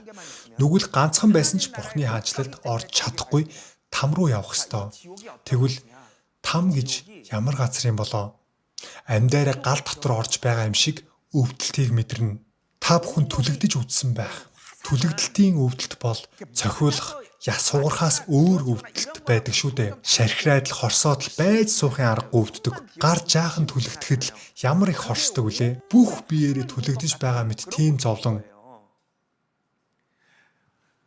Биеэс өт гарч ирнэ. Гэхдээ үхэхгүй. Уншаад үзье. Матай 25:41, Марк 9:48-49. Тэгээд тэр зүүн талд байгстад хандан хараагдагстаа надаас зайл. Дэвол болоод түүний элч нарт бэлтгэсэн мөнх галд ор. Тэнд өт хорхоо нь үхэхгүй, гал унтрахгүй. Учир нь хүн бүр галаар давслагдана. Энэ бол үнэхээр үнэн шүү. Энэ чигээрээ амьдарч байгаад өхвөл нүдээ аниад нээхэд л энд очсон байна. Гэхдээ эндээс гарч чадахгүй. Дахиж хизээч гарч чадахгүй. Би түрүүн хэлсэн шүү дээ. Үхлийн тухай бодохгүй, айхгүй, зүгээр л амьдруулсаар байдаг нэг хүч байдгаа гэж. Тэр бол бузар сүнс. Бузар сүнснүүд өнөө хүртэл та нарыг ингэж хуурж ирсэн. Юу сүртэй юм бэ? Бүгд л үхтэн штэ. Хачин юмд итгэж явах юм аа. Энэ бүх бодлыг сатан, бузар сүнс танд өгч байдаг. Ууг нь там бол сатан, бузар сүнс болон түүний элч нарыг хаях гэж бэлдсэн газар, хүнийг явуулах гэж бий болгосон газар биш ээ. Бурхан тийм харгас бурхан биш. Гэтэл бид бузар сүнсний үгийг сонсоод түүнийг дагаж явсаар байгаад там руу унцгаадаг. Энд бид очихгүй байх арга бий. Ердөө ганцхан арга л байгаа. Бурхан минь, би өнөөдөр ойлголоо. Хэрвээ би одоо өхвөл там руу явах юм байна. Би нүгэлтэн гэдгийг ойлголоо. Нэг л нүгэл үлдэхэд нүгэлтэн юм байна. Бурхан минь, би ойлголоо. Бурхан минь, намайг авраач. Ингэхэд л болно. Уншаад үзье. Сургаалт үгс 28:13, Лук 18:13, Дуулал 145:19. Гимт үйлдэлээ далдлагч хизээч үл дэвчин, гэвч улаагаад орхигч хайр инэрлийг хүртэнэ. Татвар хураагч цээжээ дэлсэн байж, Бурхан минь нүгэлт намайг өршөөгөөч гэв. Тэрээр өөрөөс нь эмээгчдийн хүслийг биелүүлдэг. Тэдний хашгирахыг нь бас сонсдог. Тэднийг авардаг. Өршөөлөөр амьдрах юм байна. Сайн хүн болж буян үйлдэж амьдраад Тэнгэрийн хаанчлалд Диваажинд ордоггүй юм байна. Диваажинд очиж байгаа бүх хүн Бурханы өршөөлөөр л орж байгаа. Зүгээр л хүүхдээ бодоод үзтээ эцэг эхийн сэтгэл яадаг вүлээ? Хүүхдээ хүмүүс мэднэ шүү дээ. Зүгээр л хүүхдээ бодох төдийд л дотор нь нэг зүйл шимширдэг. Тийм сэтгэлээр Девачинд ордог юм аа. Библи бол энэ дэлхий дээрх бүх шашнаас дэндүү өөр. Дэлхий дээрх бусад бүх шашин юу гэж хэлдэг вэ гэвэл бид хичээх ёстой, бид сайн үйл хийх ёстой, бид хичээж бясалгах нь, өөрийгөө хөгжүүлнэ, сайн үйл хийн. Тэгээд тэр сайн үйлс хоримтлагдаж явсаар байгаад сайн газар очно гэж заадаг. Гэхдээ Библи тэгж хэлдэггүй. Та бүхэн нүглээ нууж амьдрсан шүү дээ. Хэлэх ёсгүй үг хэлсэн, хийх ёсгүй үйлдэл хийсэн хэрнээ бусад хүн мэдэхгүй болохоор хийгээгүй юм шиг хоёр нүур гаргаж амьдрсан. Сайн хүний дүр эсгээд л харин одоо Бурхны өмнө Бурхан минь би ийм зүйл хийж байсан. Би мартчихсан байсан юм байна. Бурхан минь намайг уучлаач, намайг өршөөгөөч. Би хоёр нүртнүүдийн дундаас жинхэнэ хоёр нүртэй хүн байжээ. Өөрийнхөө ямар гим нүгэлтэй хүн гэдгээ мартчихад бусдыг муулж амьдрсан юм байна. Бурхан минь намайг авраач. Ийм хүнд Бурхан өршөөлөө үзүүлдэг. Яагаад? Эцэг хүний сэтгэл ийм л байдаг. Хүүхэд нь би буруу юм хийсэн гэд гимшээд ирж байхад уучлахгүй аав гэж байх уу? За. Болоодоо. Буруугаа ойлгосон бол болоодоо. Та өөрийнхөө хийсэн буруу үйлдэлийг нэг сайн бодоод үзтээ. Бусдыг муулж байснаа нэг бодоод үзээрэй. За хоёрдугаар хэсгийн хичээлийн гарчиг бол Бурхны амлалт юм. Библи бол үнэхээр хачирхалтай ном.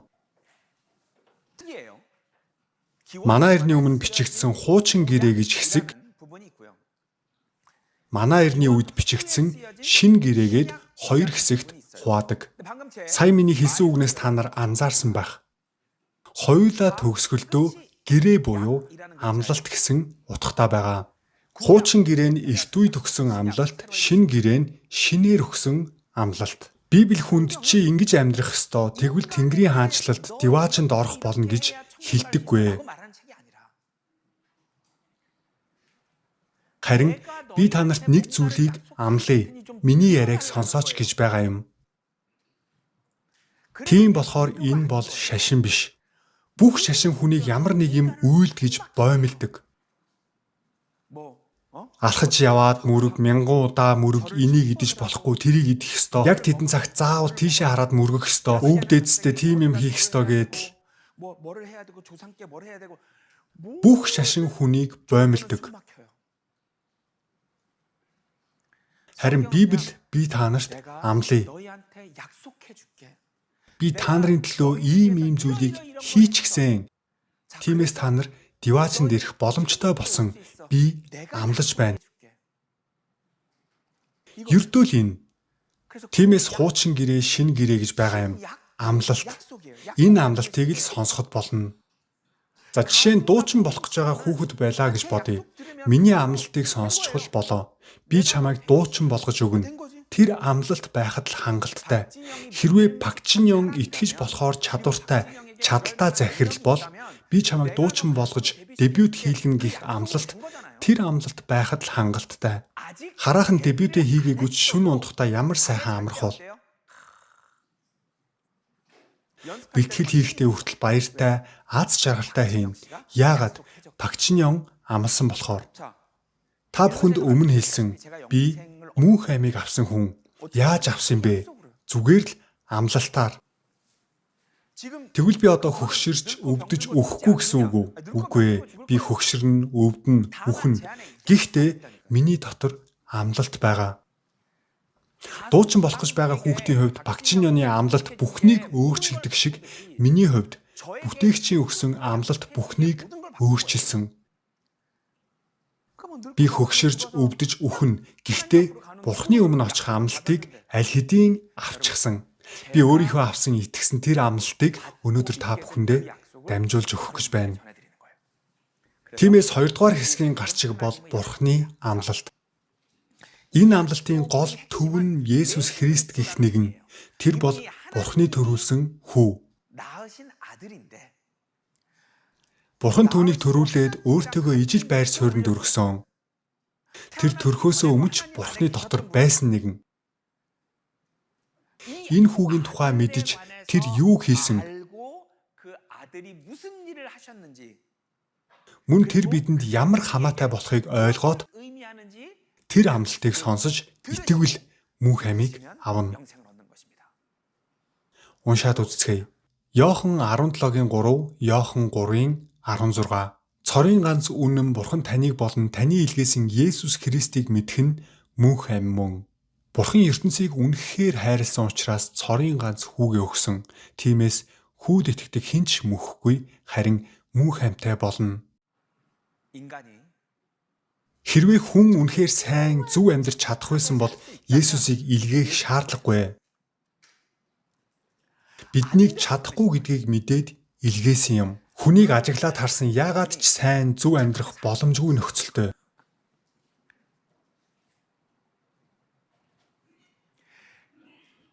Есүс бол төгс биетэй нэгэн.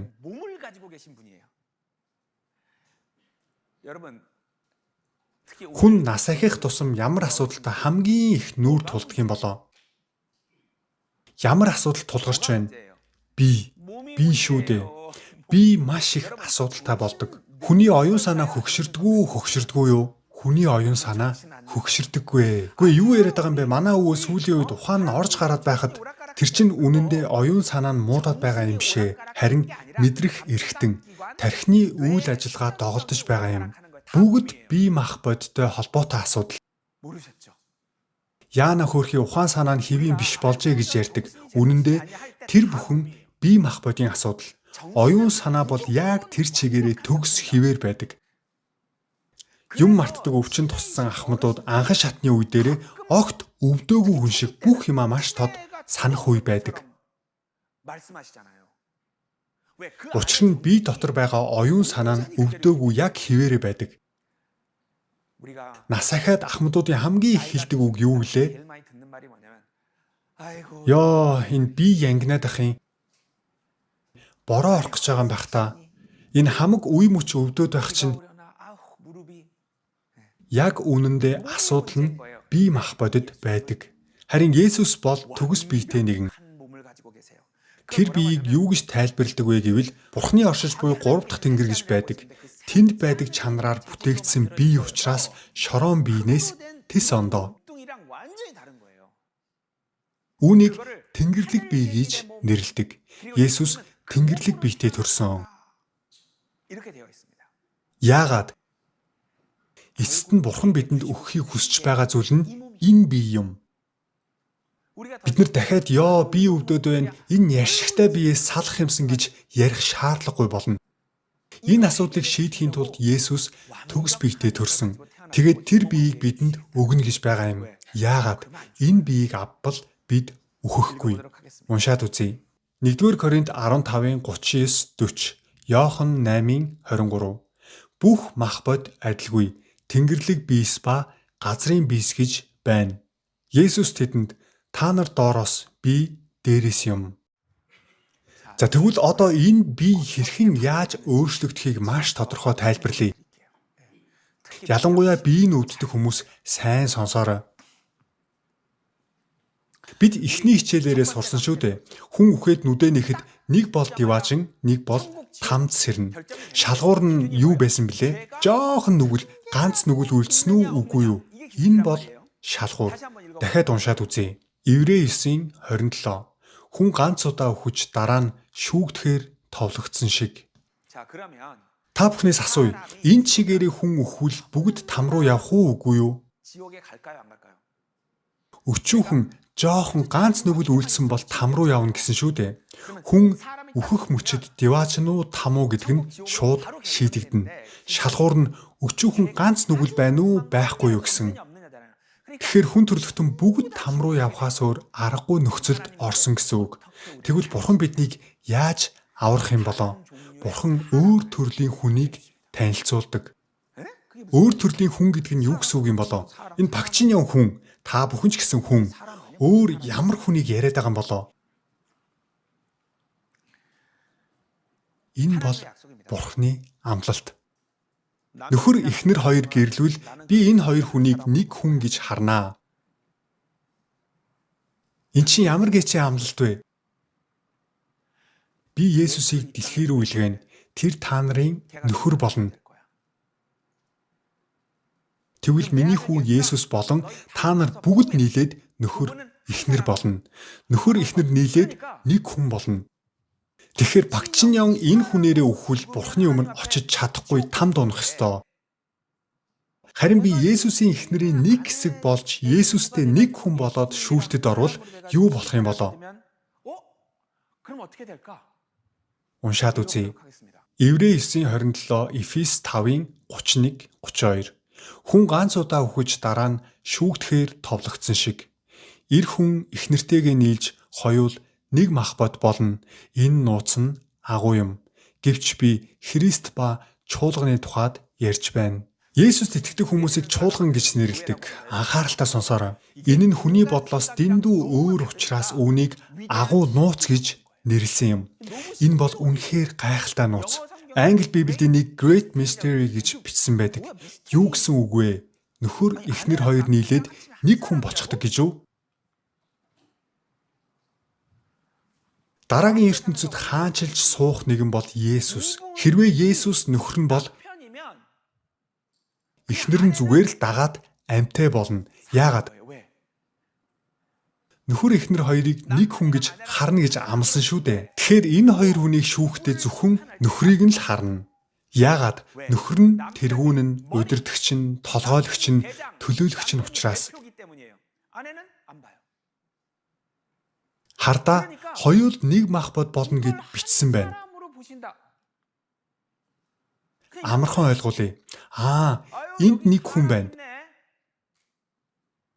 Тэгвэл бид нэр гяс энд ороход л болно. Боломж өгч байхад нь амжих хэрэгтэй. Надад сонголт байгаа гэсэн үг.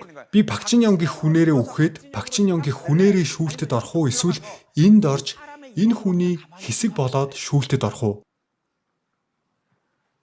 Энэ амлалтыг л энэ номоор дамжуулж бидэнд өгсөн юм. Дахиад уншаад үзье. Эфес 5:23, 30, 31.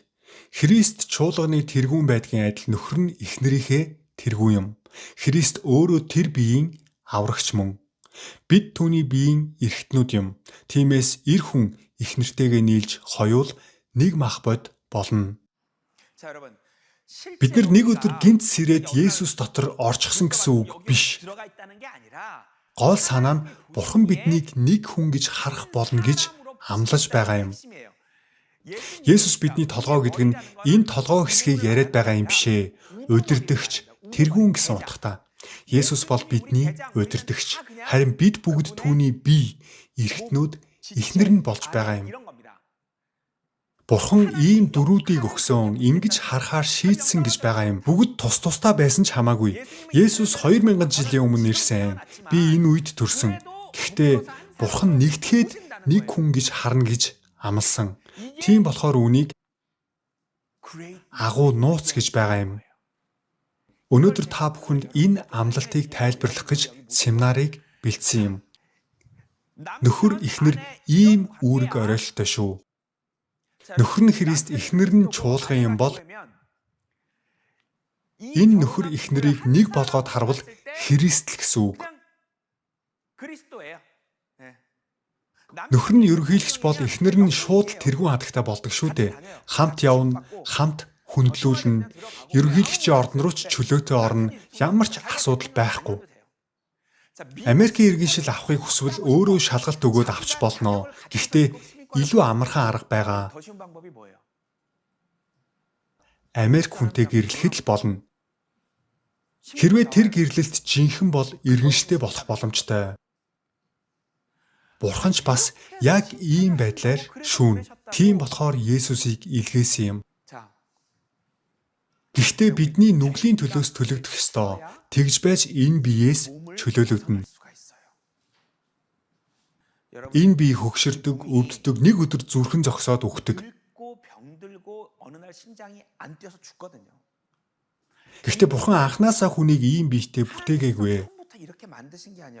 Бурхан юу гэж биднийг ийм биетэй бүтээх вэ дээ?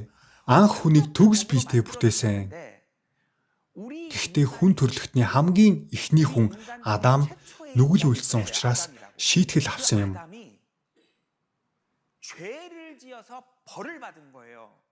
Бурханд хайр байгаач бас шудраг ёс гэж байгаа. Тиймээс хүнийг заавал шийтгэх ёстой. Нүгэл үйлцэн хүнийг шийтгэхдээ оюун санааг нь шийтгээгүй. Зөвхөн бие мах бодийг нь шийтгсэн юм. Яагаад? Оюун санаа нь эрүүл байж ээж Бурхныг олж ирнэ үсттэй. Аав нь шийтгэл өгөхдөө оюун санааг нь шийтгэвэл аавыгаа олж ирж чадахгүй шүү дээ. Шийтгэхийн хувьд шийтгэх ёстой учраас биеийг нь шийтгсэн юм. Тиймээс хүн өнөөдрийн энэ өвдөж, хөгширж, үхдэг биетэй болсон юм. Анх бол үхдэггүй, өвддөггүй мөнхийн амьдардаг биетэй байсан. Энэ талаар Библи маш тодорхой бичсэн байдаг. Энэ бие махбод шийтгэл авсныг хараагдсан гэж бас ярьдаг. Энэ бие зөвхөн өвдөж, хөгширж, үхдэг болоод зогсохгүй, бие махбодоос муу мухай хүсэл төрдөг болсон. Нүгэл үйлсний шийтгэл нь зөвхөн өвдөж үхээ зогсохгүй. Энэ бие махбод хүний сэтгэлийг нүгэл рүү уруу татдаг болсон. Уншаад үзье. Эхлэл 3:17-18.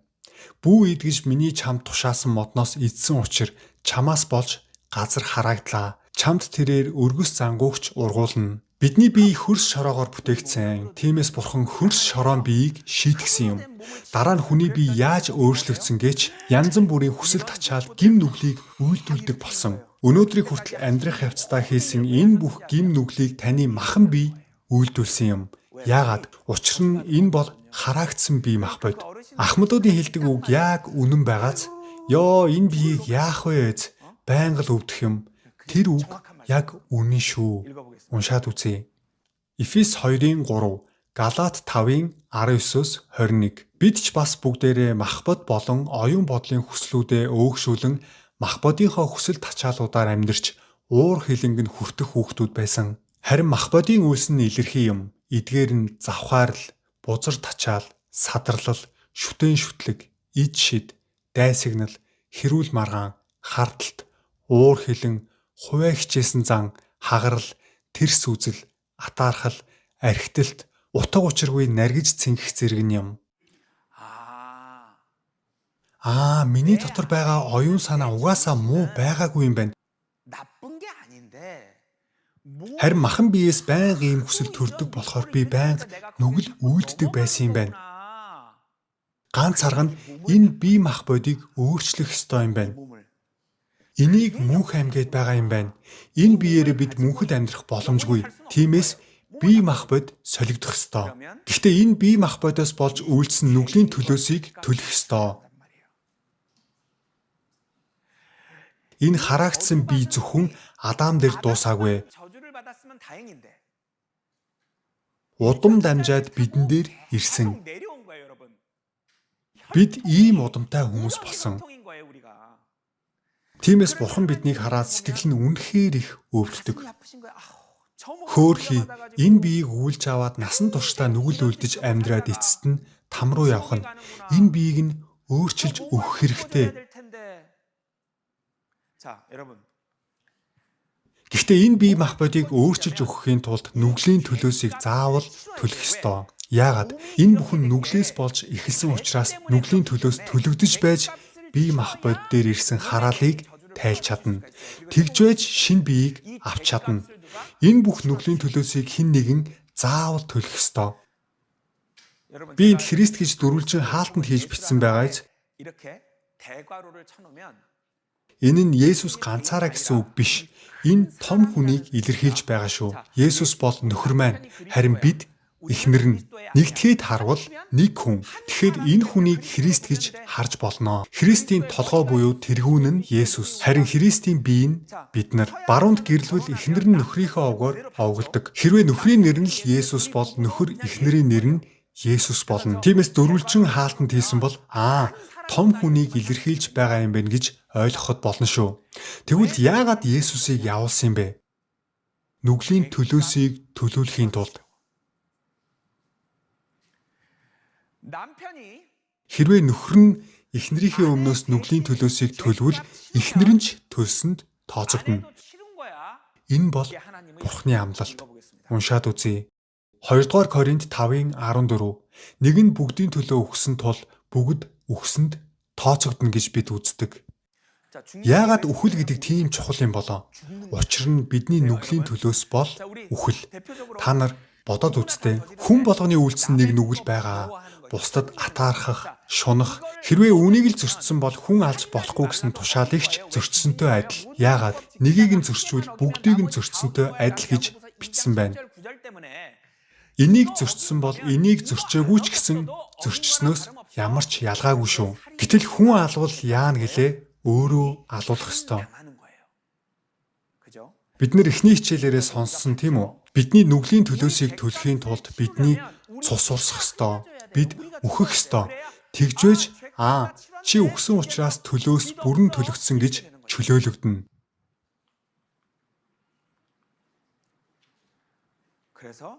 Тийм учраас төгс биетэй байсан Бурхны хүү өөрийн биеийг бидэнтэй адилхан биеэр сольж ирсэн юм. Биднийхтэй адил хөгшөрдөг, өвддөг, нүгэл рүү уруу татдаг биеийг өмсөж ирсэн. Яагаад бидний хараалыг өөр дээрээ авахын тулд. Уншаад үзье. Галаат 3:13. Христ бидний төлөө хараал болсноороо биднийг хуулийн хараалаас зольсон юм. Учир нь модон дээр үлгэгдсэн хүн бүр хараагдсан гэж бичигдсэн байдаг. Та бүхэн ийшээ хардаа. Энэ дотор хэсэг нь уу улаан байгаа биз? Бурхан биднийг харахад яг ингэж харагдаж байгаа. Харин гаднах чирнээлийн ягаан хүрээнд хараагдсан биеийг илэрхийлж байгаа юм. Бид нүгэлтэн бөгөөд энэ хараагдсан бие дотор амьдардаг юм. Харин Есүс бол нүгэлгүй зөвхт нэгэн. Тэр төгс тэнгэрлэг биетэй байсан. Ямар ч гин нүгэлгүй байсан зөвхт нэгэн, төгс тэнгэрлэг биетэй байсан нэгэн бидний төлөө нүгэлт мах бодтой адил байдалтай ирсэн юм. Яагаад та нар нэг мах бод бол гэж Бурхан хэлсэн учраас.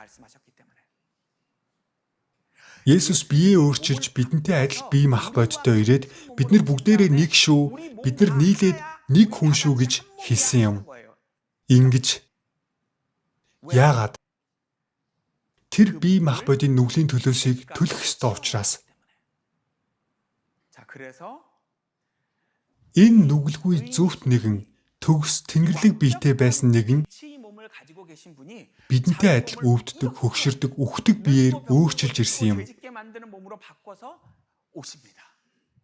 Уншаад үзье. Ром 8:3, Еврей 4:14-15. Бурхан өөрийн хүүг нүгэлт мах бодтой адил байдал дэлгэн мах бод дотор нь нүглийг яллжээ. Бурхны хүү Есүс бидний мөхөс байдлыг хуваалцах чадахгүй тэргүүн тахилч бус харин нүгэлгүй атлаа бүх талаараа бидэн шиг соригдсон нэгэн бидэнд байгаа билээ. Нүгэлт мах бодтой адил байдал likeness of sinful flesh гэдэг нь өвддөг, хөгшөрдөг, нүгэл рүү уруу татдаг ийм биетэй адилхан болж ирсэн гэж байгаа юм.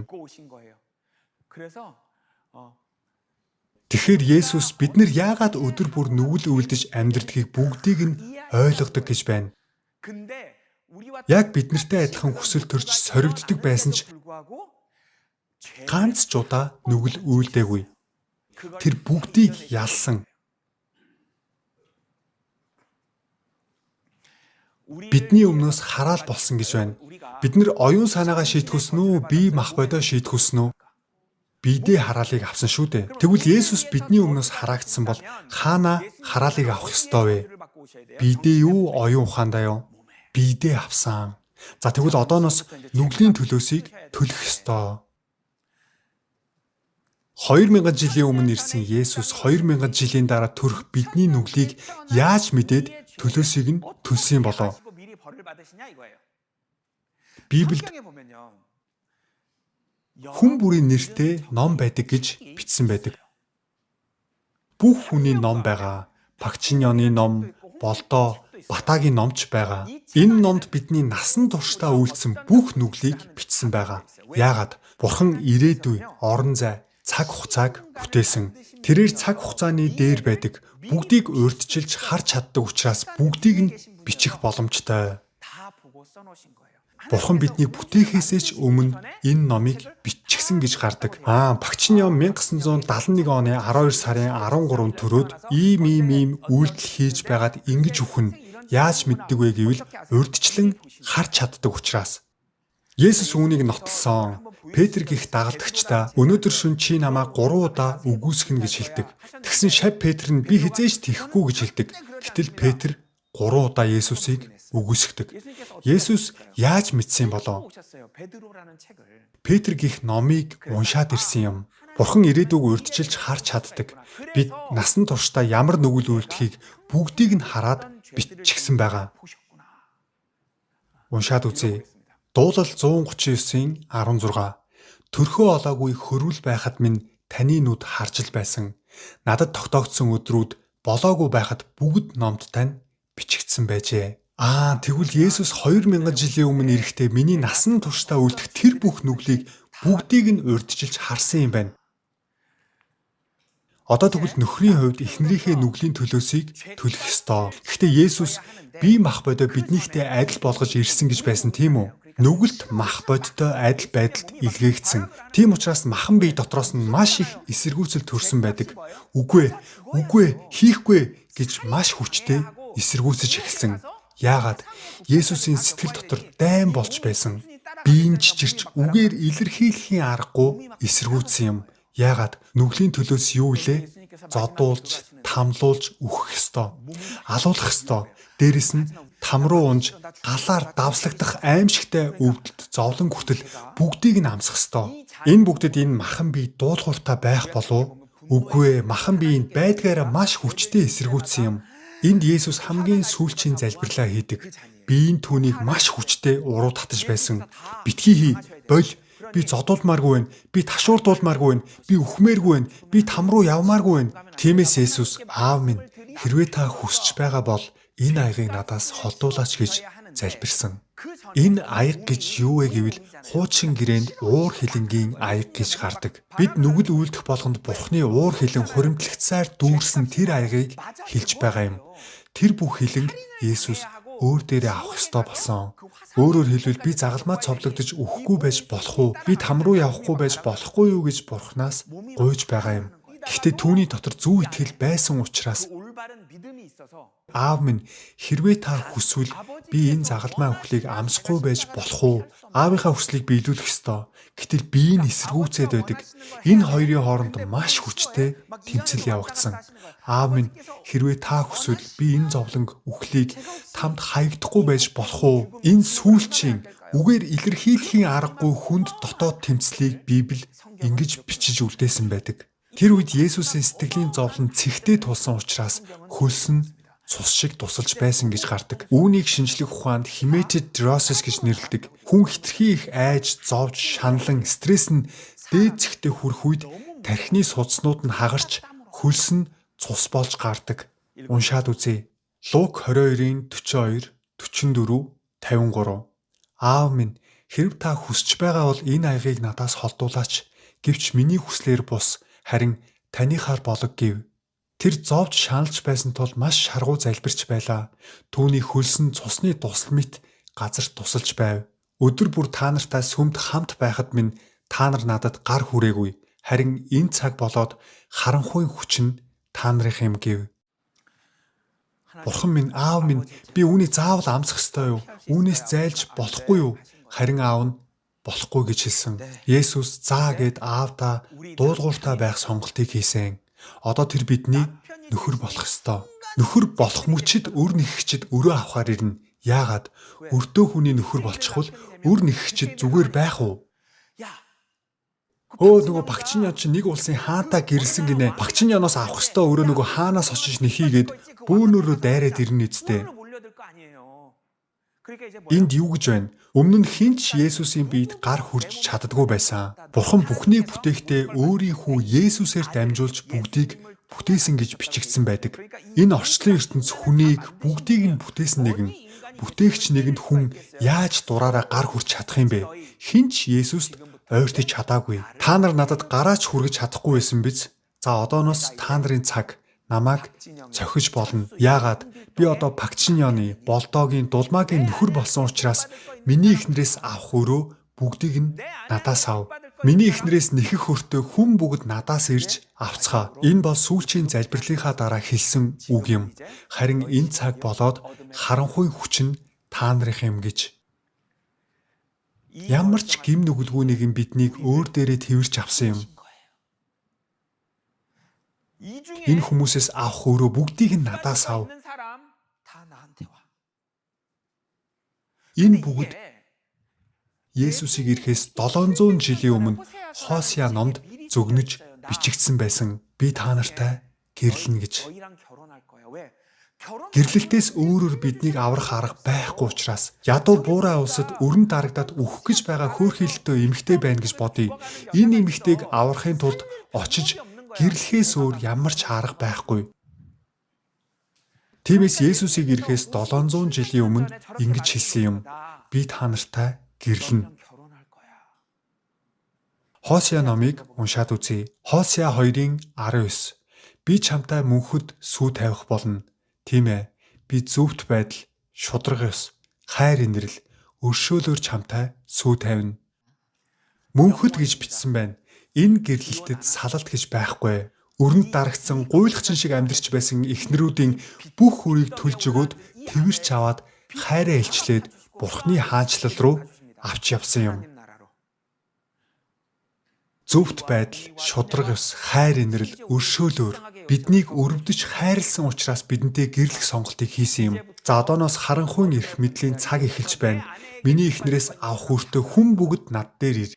Ингээд эхэлж байна. Уншаад үзье. Матай 26-гийн 67-68, Иохан 19-ийн 1-2, Марк 15-ийн 25. Тэд нүүрлүүн нулимж, түүнийг цохиж, зарим нь алгадаад чамайг хэн зогсныг иш үзүүлээд Христийг эцгээв. Есүсийг аваачиж ташуурдулав. Цэргүүд сундуугаар титэм сүлжээ тэргүүн дээр нь тавьж нийл ягаа нөмөргөв. Тэд түүнийг цовдлоход 3 дугаар цаг байсан юм. Есүс бидний нөхөр болсон мөчөөс эхлээд огт байж боломгүй зүйлс болж эхэлсэн. Эхнэрийнхээ өрийг төлөхийн тулд бүхнийг бүтээсэн Есүсийн нүүрлүү хүмүүс нулимж байсан. Нударгаараа цохиж, алгадаж байхад ямар ч хариу үйлдэл үзүүлээгүй. Бидний нөхөр учраас. Хайртай эхнэр нь энэ их зовлон амсахыг хүсээгүй юм. Миний эхнэр зодуулах ёсгүй гэд бүгдийг өөртөө авсан. Бид өмнө нь дуулал 139-ыг уншсан шүү дээ. Бид нарыг ихийн хөвлөд байхад бидний гар, хөл, хуруу бүгдийг Есүс бүтээсэн. Түүнийг цогсон тэр нударгыг хүртэл Есүс бүтээсэн. Түүнийг алгадсан тэр гарыг хүртэл Есүс бүтээсэн. Өөрийнх нь бүтээсэн хүмүүс ирээд өөрийг нь зодож байна. Гэхдээ тэр чимээгүй байсан. Тэр өөрийг нь зодож байгаа хүмүүсийг хүртэл аврахыг хүссэн учраас тэд мэдхгүй байгаа болохоор аава тэд мэдхгүй үлдэж байна. Тэднийг уучлаач. Тэднийг ч бас өршөөгөөч. Дараа нь тэд ирээд түүний хувцсыг нь тайлсан. Исая 53 дээр түүний бие жижигхэн туранхай хүн хараад татхуйц дүр төрх байгаагүй гэж бичсэн байдаг. Тэр туранхай биеийг нь нүцгэлээд хүлж байгаад ташуураар ороолгосон. Ромын ташуур үнэхээр аимшигтай өвддөг байсан. Биеийг нь урагттал ташуурцсан. Тэгээд хөөе энэ өөрийгөө хаан гэсэн юм чинь хааны титэм хийж өгье гэд өргөст мөчрөөр титэм хийж тэрүүн дээр нь хүчээр зоосон. Өргөсөн толгойг нь хатгаад цус урсаад ямар аимшигтай өвдөлтийг мэдэрсэн бол ухаанаа арай нэг барьж байсан байх. Хүний тарих хэсэг ямар мэдрэмтгий билээ. Энэ хэсэгт ямар ч мах өөх байхгүй. Шууд судас мэдрэл рүү норно. Дараа нь түүнийг чирж аваачаад загалмаа цовдлсон. Та бидний үлдсэн нүгэл ийм хэмжээнд гэд боддоо. Бид насан туршдаа ямар их муу зүйл гим нүгэл хийсэн бол бид бүгдээрээ ийм хэмжээний шийтгэл авах ёстой байсан. Загалмаа өхөл гэдэг гарыг нь дэлгэж байгаад том хадаас хадна. Гарт өргөс ороход ямар их өвддөг билээ. Гэтэл том хадаас нэвт зоосон гэ боддоо. Хоёр гарыг нь хадаад хоёр хөлийг нь давхарлаж тавиад бас хадаасаар нэвт хадсан. Есүс 30 жил амьдрахдаа мэрэгчлээ байсан. Мужаан байсан. Модон дээр хадаас хаддаг мужаан. Бурхан өөрийн хүүгээ илгээхдээ чи мужаан хий гэж тушаасан юм. Яагаад? Чи хадаасаар хадуулж өөхөх ёстой. Үүнийг битгий мартаарай. Тиймээс Есүс 30 жил модон дээр хадаас хадаж амьдэрсэн. Яагаад? Өөрөө загалмай цовдлогдож өөхөх үүрэгтэй учраас. Дараа нь тэр хадаастаа чигээр нь загалмайг өргөж босгох мөчид бүх биеийн жин нь доош дарж арьсан нурагдж ясанд нь тээгэлдэг.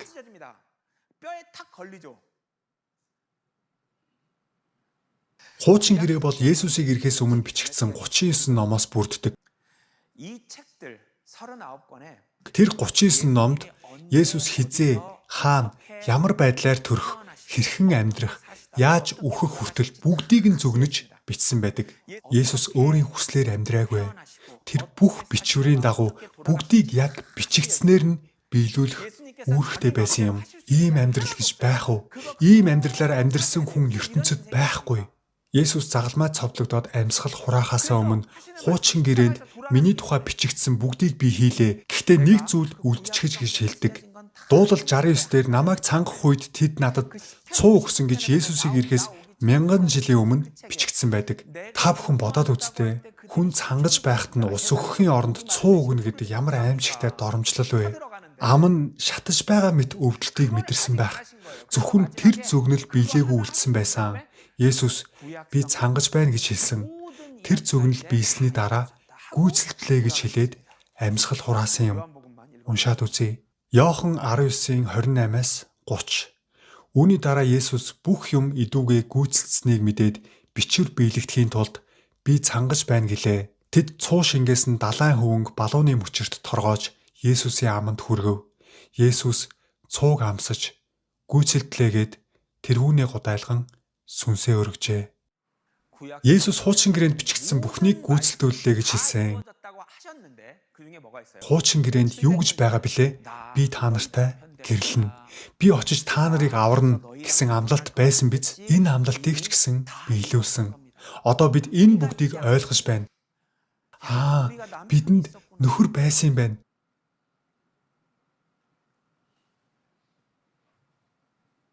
Нөхөр нь эхнэрийнхээ оронд өхвөл эхнэр нь үхсэнд тооцогдно. Эхнэр нь үхлээс чөлөөлөгдсөн шүү дээ. Дахиад уншаад үзье. 2 дугаар Коринт 5-ын 14. Нэг нь бүгдийн төлөө үхсэн тул бүгд үхсэнд тооцогдно гэж бид үздэг.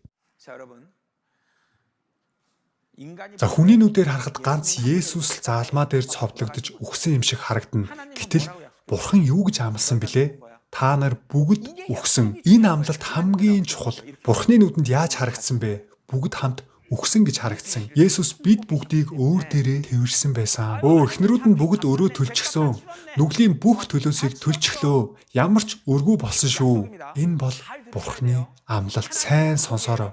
Уншаад үзье. Ром 6-гийн 4, 6-аас 7. Бид түүнтэй хамт оршуулгдсан. Бидний нүглийн биеийг хүчингүй болгохын тулд хуучин хүн маань түүнтэй хамт цовдлогдсон гэдгийг бид мэддэг. Тиймээс хоошид бид нүгэлд боолчлуулахгүй. Учир нь үхсэн хүн нүглээс чөлөөлөгдсөн байдаг юм. Бурхан бидэнд амлалт өгсөн. Ямар амлалт? Биднийг үхсэн гин.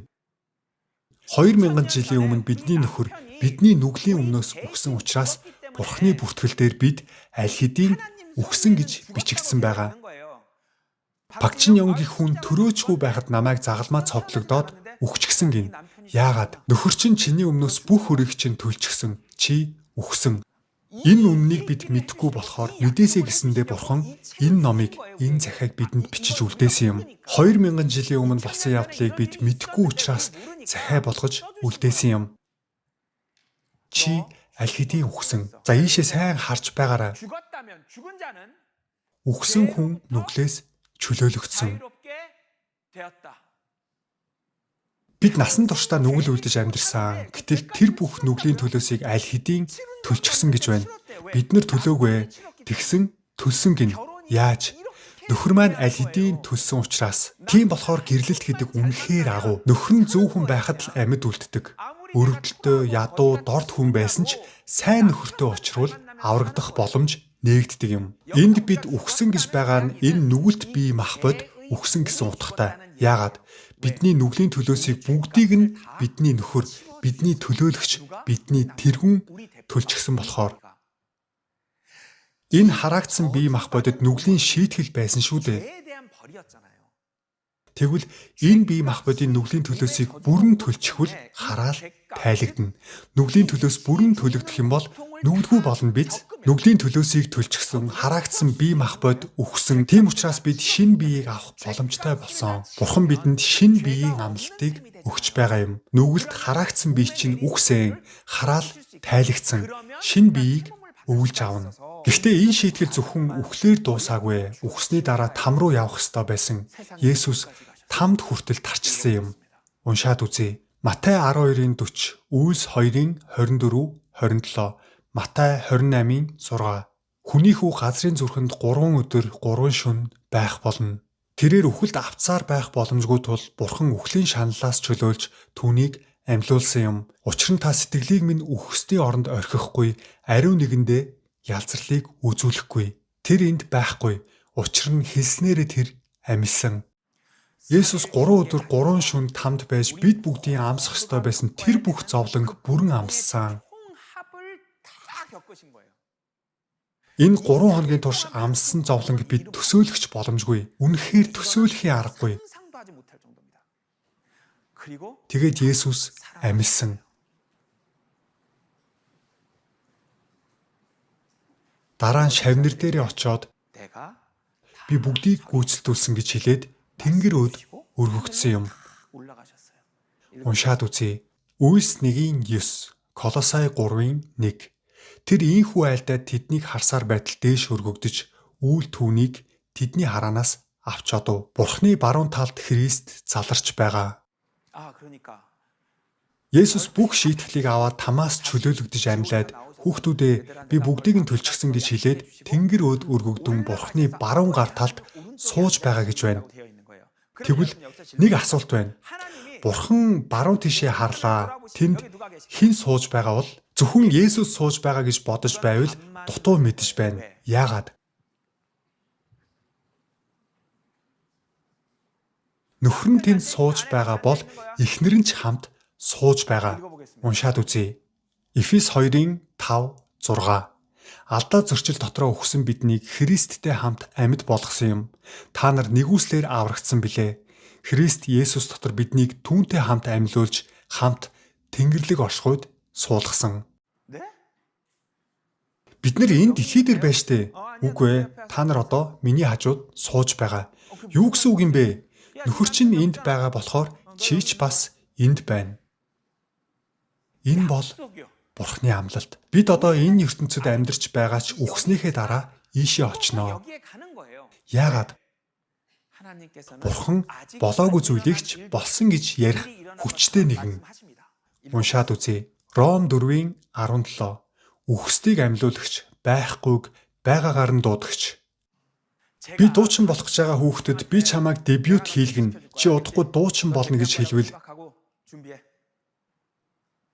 дебютээ хийгээгүй ч гэсэн хийсэнтэй адил болно үстэй. Надаас амлалт авчихсан учраас их сургуульд тэнцсэн бичиг ирвэл сургуультай хараахан ороогүй байсан ч аль хэдийн оюутан болчихсонтой адил юм аа. Бурхан байхгүй байгаагаар нь дууддаг гэсэн байна. Тийм болохоор Бурхан баруун тишээ харахад бид тэнд гарцаагүй байгаа. Чи нөхөртөөгөө хамт миний баруун талд сууж байгаа. Би чамд амлаж байна. Бурхны амлалтаар бид мөнх амийг авдаг юм. Энэ амлалтад итгэхэд л болно. Бид өөрсдөө ямар нэг зүйл хийсэндээ биш, зүгээр л нөхрийнхөө ачаар бүх зүйл нэгүсэл, өршөөл, хайраар ирсэн юм. Сайн зөв амьдрсан уу үгүй юу тэр бол бишээ. Биднийг өрөвдсөн учраас эцэг хүний зүрхээр нөхрийн хайраар Бурхан бүгдийг хийчихсэн юм. Тэгээд хүүхдүүдээ би бүгдийг нь гүйцэлдүүлчихсэн. Санаа зовлгүй амар амгалан амьдраарай гэд энэ номыг бидэнд үлдээсэн юм. Тийм болохоор хүн сайн зөв амьдрдаг юм. Диваажинд очихын тулд сайн зөв амьдрдаг юм бишээ. Би чамайг аль хэдийн диваажинд очихоор болгочихсон учраас одоо зөв сайн бие хайрлаж амьдраарай гэж байгаа юм. Тиймээс энэ ном шашин бишээ. Иохан 8:32 дээр та нар үннийг ойлгож, үнэн та нарыг чөлөөлнө гэж хэлсэн байдаг. Бурхан биднийг хаан сууж байгаа гэж хэллээ? Бурханы баруун талд. За сайн хараад аваарай. хамт суулгасан гэж байна уу? Эсвэл цаашд та нар яаж амьдрахыг чинь харж байгаа суулгачиж магадгүй, суулгахгүй ч байж магадгүй гэж бичсэн байна уу? Өнгөрсөн цаг дээр бичсэн байгаа үстэй. Суулгасан, хажууд байна, хажууд ирсэн, диваачинд байна гэж амласан юм аа. Юу хийхийг чинь харж байгаад амлалтаа өгнө гэж хэлээгүй. Өнгөрсөн цаг дээр байгаа үстэй. Англиар харсан ч грек их хэлээр нь харсан ч өнгөрсөн цаг дээр байгаа. Бүх зүйл дууссан. Бид загалмаа цовдлогдож өгсөн үү үхээгүй юу? Бурхны мэлмигээр үхсэн хүн яасан гэж байна? Амлалт. Бид нэр үхээгүй л байна да. Бурхан үхсэн гэж бичсэн байна. Үхсэн. Үхсэн бол нүглийн төлөөсөө бүгдийг нь төлчихсөн. Одоо болоо. Нааша хүрээ тэр. Эцэг эхийнхээ сэтгэлийг ойлгохгүй бол энэ сайн мэдээнд итгэх маш хэцүү. Эцэг эхийн сэтгэл яг л ийм байдаг. Хүүхэд нь ямар ч найдваргүй болсон учраас аав нь өмнөөс нь бүхнийг өөрөө хийчихсэн юм. Энийг ямар шашин гэдгийм бэ? Эцэг эхийнхээ сэтгэл үнэхээр их өвдөж байгаа учраас хүү минь, охин минь, наашаа ир, чиний авах ёстой байсан бүх шийтгэлийг би өмнөөс чинь авчихсан гэд бидэнд гэрээслэлээ үлдээсэн юм аа. Хуучин гэрээ, шинэ гэрээ гэдэг нь зүгээр нэг гэрээ амлалт биш. Тестамент гэрээслэл юм. Гэрээслэлээ үлдээгээд явсан. Аав маань гэрээслэлээ үлдээгээд явсан юм. Үхлээр баталгаажсан гэрээслэл юм.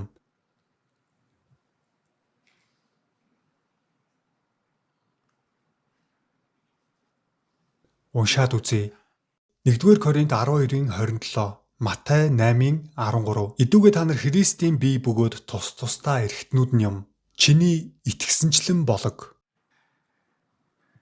Есүсийн байгаа газарт бид ч бас хамт байгаа. Та нар энэ Христ гих том хүний биеийн эрхтнүүд шүү.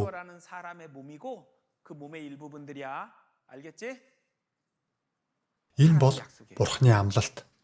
Тэгвэл бид үнэхээр энэ хүний биеийн нэг хэсэг гэдэг нь юугаар шийдэгдэх вэ?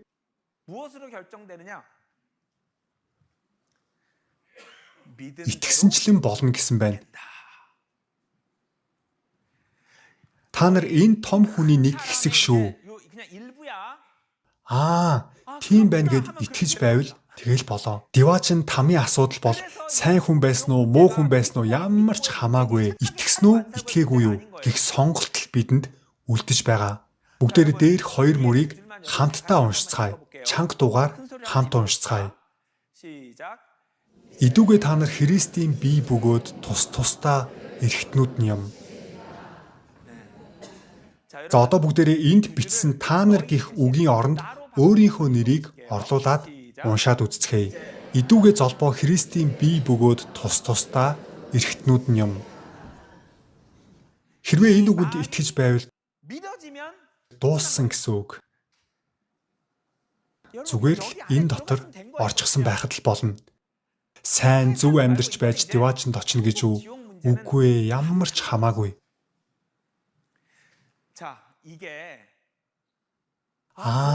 Тийм байна. Ингээл болоо юм биш үү? Би мөнх амьтаа юм байна гэж итгэхийг аврагдсан гэд байгаа юм. Ямар ч эргэлзээгүйгээр бүрэн дүүрэн итгэсэн бол аврагдсан гэсэн үг. Гэхдээ өнөөдөр энэ үгийг сонсоод тэгвэл Бурхны нүдэнд би үнэхээр энэ хүний нэг хэсэг юм байна. Тэгвэл би аврагдсан юм байна гэд шууд итгэсэн хүмүүс байгаа. Харин зарим хүмүүс яг юу яриад байгааг нь ойлгож байна. Гэхдээ итгэж чадахгүй, эргэлзээ төрөөд байна гэж хүлээж авч байгаа хүмүүс ч байгаа. Итгэж байж аврагдана гэж байгаа бол би эргэлзээд байна. Ийм юмд яаж шууд итгэх юм бэ? Зүгээрээ эргэлзээ төрж болно. Би өөрөө 7 жилийн турш итгэж чадаагүй. Итгэмээр байдаг, итгэхийг хүсээд байдаг. Гэхдээ яагаад ч юм эргэлзээ байхгүй болохгүй байсан. Гэтэл нэг өдөр гинт итгэгддэг. Үнэхээр гайхамшигтай. Тэр эргэлзээгүй бүрэн итгэлийг Библиэд Есүсийн цус, үхэл, үнэхээр миний бүх нүглийн төлөөсийг төлсөн гэдэгт ямар ч эргэлзээгүй итгэх итгэл буюу Есүс Христийн итгэл гэж тэмдэглэсэн байдаг. Тэр итгэлийг Бурхан итгэх сонголтыг хийж байгаа хүмүүст бэлэг болгон өгдөг гэж Библиэд бичсэн байдаг. Би итгэнэ. Энэ үний юм шиг байна. Би хариултыг олмоор байна гэх сонголтыг хийсэн хүмүүст Бурхан нэг өдөр тэр итгэлээ бэлэг болгон өгдөг юм. Мэдээж зарим хүмүүс анх удаа сонсоод л "Ваа, үний юм байна" гэж шууд итгэх тохиолдол байдаг. Хүүхэд шиг цайлган хүмүүс эсвэл үнэхээр цөхөрсөн хүмүүс шууд итгэх тохиолдол байдаг. Гэхдээ дийлэх хүмүүс над шиг энэ үний юм шиг байна. Энэ зөв юм шиг байна. Гэхдээ яаж ийм зүйлд итгэх юм бэ гэд эргэлзээтэй явдаг. Өөрийн итгэлээр итгээд явж байгаа хүмүүст нэг өдөр Есүс Христийн итгэлийг өгдөг. Энэ итгэлийг Есүс бий болгосон юм. Аврагдаж байгаа бүх хүмүүс энэ итгэлийг авдаг. Аврагдсан бүх хүнд нийтлэг байдаг нэг зүйл бий. Тэр нь нэг өдөр хүргэгдэн ирдэг итгэл. 2000 жилийн өмнө болсон явдал миний нүглийн төлөө байсан гэдэгт ямар ч эргэлзээгүй итгэдэг болно. Тэр итгэл бол Бурхны бэлэг. Англи, грек Библийг харсан ч энэ итгэлийг Бурхны бэлэг гэж тодорхой бичсэн байдаг. Нэг өдөр бэлэг болон хүргэгдэн ирсэн итгэл гэж байдаг. Уншаад үзье. Галаат 3:22, Еврей 12:2, Юда 1:3, Эфес 2:8. Амлалт нь Есүс Христийн итгэлээр дамжин итгэгчдэд өгөгдөх юм. Хайртуудаа, та нарт бидний хуваалцдаг ижил авралын тухай бичгээр хичээн зүтгэж байхдаа ариун хүмүүст хүргэгдэн ирсэн итгэлийн төлөө тэмцэхийг та нарт ятхан бичих шаардлагатай хэмээн би бодлоо. Та нар нэгүслийн учир итгэлээрээ аврагдсан. Энэ нь та нараас бус харин Бурханаас өгөгдсөн бэлэг. Өнөөдөр энэ үгийг сонсоод үнэхээр итгэсэн хүмүүс бол тэр итгэлийг бэлэг болгон авсан хүмүүс. Харин эсвэргээрээ ойлгож байна гэхдээ итгэж чадахгүй байна гэж байгаа хүмүүс, дахин төрсэн хүмүүс, авралын амлалтыг авсан хүмүүс жинхэнэ чуулган дотор хамт байж үргэлжлүүлэн үгээ сонсоод явхад л болно. Тэгээд ингэж залбирах хэрэгтэй. Эзэн минь, би итгэж байна. Гэхдээ миний итгэлгүй байгаад туслаач. Би энэ залбирлыг 7 жил хийсэн. Итгэж чадахгүй байгаа үедээ ингэж залбир гэж Бурхан заасан байна. Уншаад үзье. Лук 11:8, 9, 13, Марк 9:24, Дуулал 133:1-3. Цөхрөлтгүйгээс нь болж тэр босож түүнд хэрэгтэйг нь өгөх болно. Гуй, тэгвэл та нарт өгөгдөнө. Хай, тэгвэл та нар олно. Тогш, тэгвэл та нарт нээгдэнэ. Хүүгийн эцэг, би итгэж байна. Итгэлгүй байгаад минь туслаач хэмээн чарлав.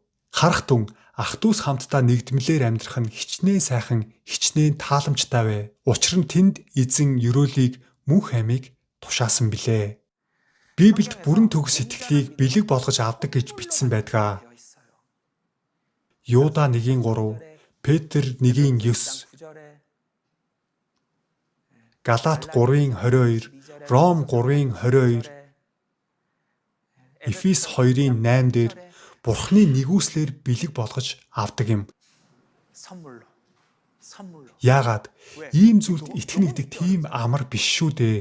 Есүс 2000 жилийн өмнө ирээд миний нөхөр болсон юм байна. Миний бүх нүглийн төлөөсийг төлсөн юм байна. Амархан итгэгдэхгүй байвал мөнх амийг авсан хүмүүсийн дунд орж үгийг нь үргэлжлүүлэн сонсох хэрэгтэй. Тэгж явсаар нэг өдөр ямар ч эргэлзээгүй итгэлийг Бурханаас бэлэг болгож авдаг юм. Авсан хүн өөрөө мэддэг. Яагаад гинт итгэгдээд байгаа юм болов? Өмнө нь энэ миний тухай юм шиг санагддаггүй байсан.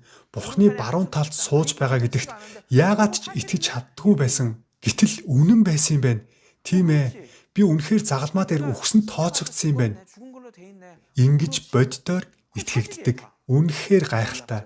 Тиймээс нөхөрлөл дотроо байж үг дотор үгийг сонсож амьдрах хэрэгтэй. Тэгвэл нүглийн төлөөс төлөгдчихсэн юм чинь одоо хүснээр амьдарч болох юм уу? Үгүй дээ. Бурхан бидэнд шин тушаал өгсөн. Бие биенээ хайрл. Хуучин тушаалуудыг бүгдийг нь март. Бүү шун, гахаа мах бүүд, амралтын өдрийг сахих инг тэг гэдэл бүгд хэрэггүй. Харин шин тушаал өгч байгаа юм. Бие биенээ хайрлаарай. Бид энэ агуу Христийн элэг уушиг эрхтнүүд нь гэсэн амлалтыг авсан тийм үү? Тэгвэл бие биенээ хайрлах гэдэг нь юу гэсэн үг юм болов? Илэг илэгнийхээ ажлыг сайн хийж, уушиг нь уушигныхаа ажлыг сайн хийхийг бие биенээ хайрлах гээд байгаа юм. Илэг бүр ходоод нийлээд гарч яваад хамт кино үзэх, хоол идэхийг бие биенээ хайрлах гэж хэлээгүй шүү. Бие биенээ хайрл, энэ бүгдийг хайрл гэж хэлж байгаа юм. Чуулган дүүрч Христийн биеийг гүйцэтгүүлэхийн тулд дор бүрнээ өөрсдийнхөө ажлыг уйггүй хийхийг бие биенээ хайрлах гээд байгаа юм. Бид ертөнц дэлхийд амьдрахдаа хүмүүст сайн үлгэр жишээ болж зөв амьдарч байж бусдыг бурхантай эвлэрүүлнэ шүү дээ. Сайн мэдээг сонссон хүмүүс бол бурхантай эвлэрсэн гэж байна. Яагаад? Нөхөр маань бидний бүх төлөөсийг төлчихсөн болохоор Бурхан бидэнд дургуутсахгүй. Та нар эвлэрсэн учраас бусдыг бас эвлэрүүлээрэ. Гэр бүлээ, найзуудаа, ажлын хамт олноо Бурхантай эвлэрүүлээрэ гэх даалгаврыг үлдээсэн юм. Бие биенээ хайрл гэдэг нь бид цуглаандаа цуглаад Библийн хичээлээ уйггүй хийхийг хэлж байгаа юм. Эвлэрүүлнэ гэдэг нь нийгэмд гараад бусдад зөв үлгэр дуурайлал үзүүлэх юм. Гэр бүлдээ, найз нөхөддөө, ажлынхаа хамт олонд уншаад үзье. Иохан 13-ын 34, 2-р Коринт 5-ын 18. Би та нарт шин тушаал өгье. Бие биеэ хайрлах тун. Би та нарыг яаж хайрласны адил та нар мөн бие биеэ хайрлах тун. Тэрээр биднийг Христээр дамжуулан өөртөөгөө эвлэрүүлсэн ийхүү эвлэрлийн үйлчлэлийг бидэнд өгчээ. Тэгэхээр бидэнд үүрэг өгсөн юм байна. Одоо хүсснээрээ амьдр гээгүй. Бидэнд үүрэг даалгавар үлдээсэн юм. Одоо хүртэл эвлэрээгүй байгаа найзууд, гэр бүл, миний хүүхэд, миний нөхөр, миний эхнэр, аав ээж энэ хүмүүсийг би бурхантай эвлэрүүлэх үүрэгтэй юм. Тэр үүргээ хэр сайн биелүүлснээс шалтгаалаад шагнал хүн тус бүрд өөр өгөгдөнө. Бид бүгдээрээ тамд унахгүй. Яагаад? Аль хэдийн бурхны баруун талд сууж байгаа болохоор. Гэхдээ шагнал өөр шүү. Өөрөөр хэлбэл магтаалын хэмжээ өөр байх болно. Илүү их магтуулах тусам илүү их аз жаргалтай болно үсттэй. Тэр магтуулсан аз жаргалын мэдрэмжээрээ мөнхөд амьдрах болно. Магтуулах үедээ л гой байгаад цаг хугацаа өнгөрөөд байхгүй болохгүй.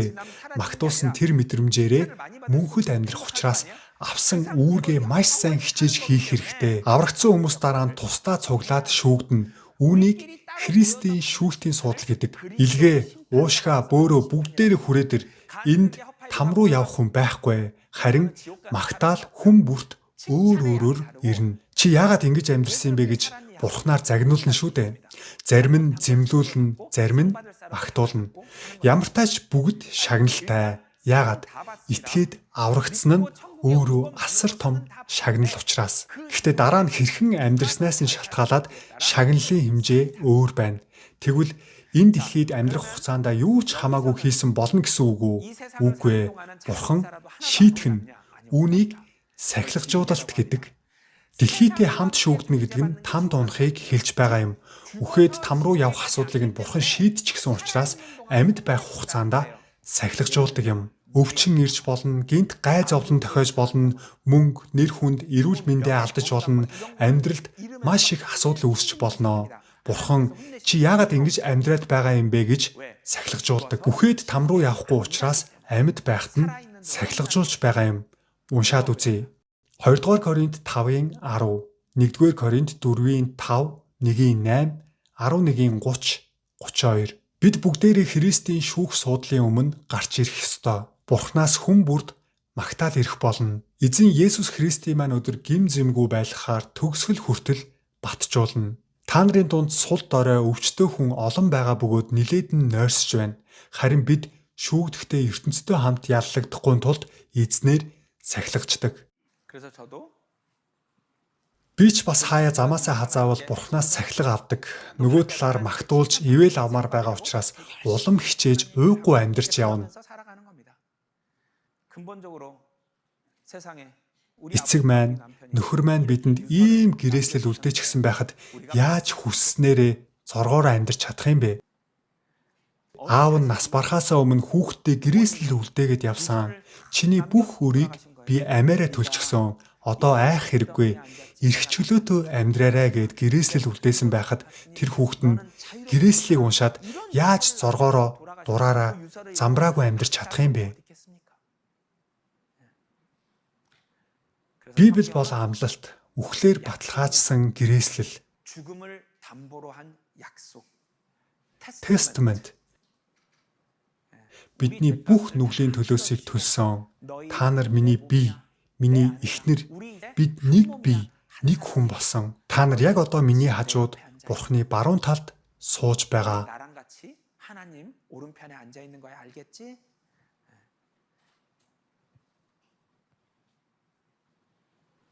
이것이 Энэ бол сайн мэдээ юм. 소식, 가스펠, 복음이라는 것입니다. Анхааралтай сонссонд баярлалаа.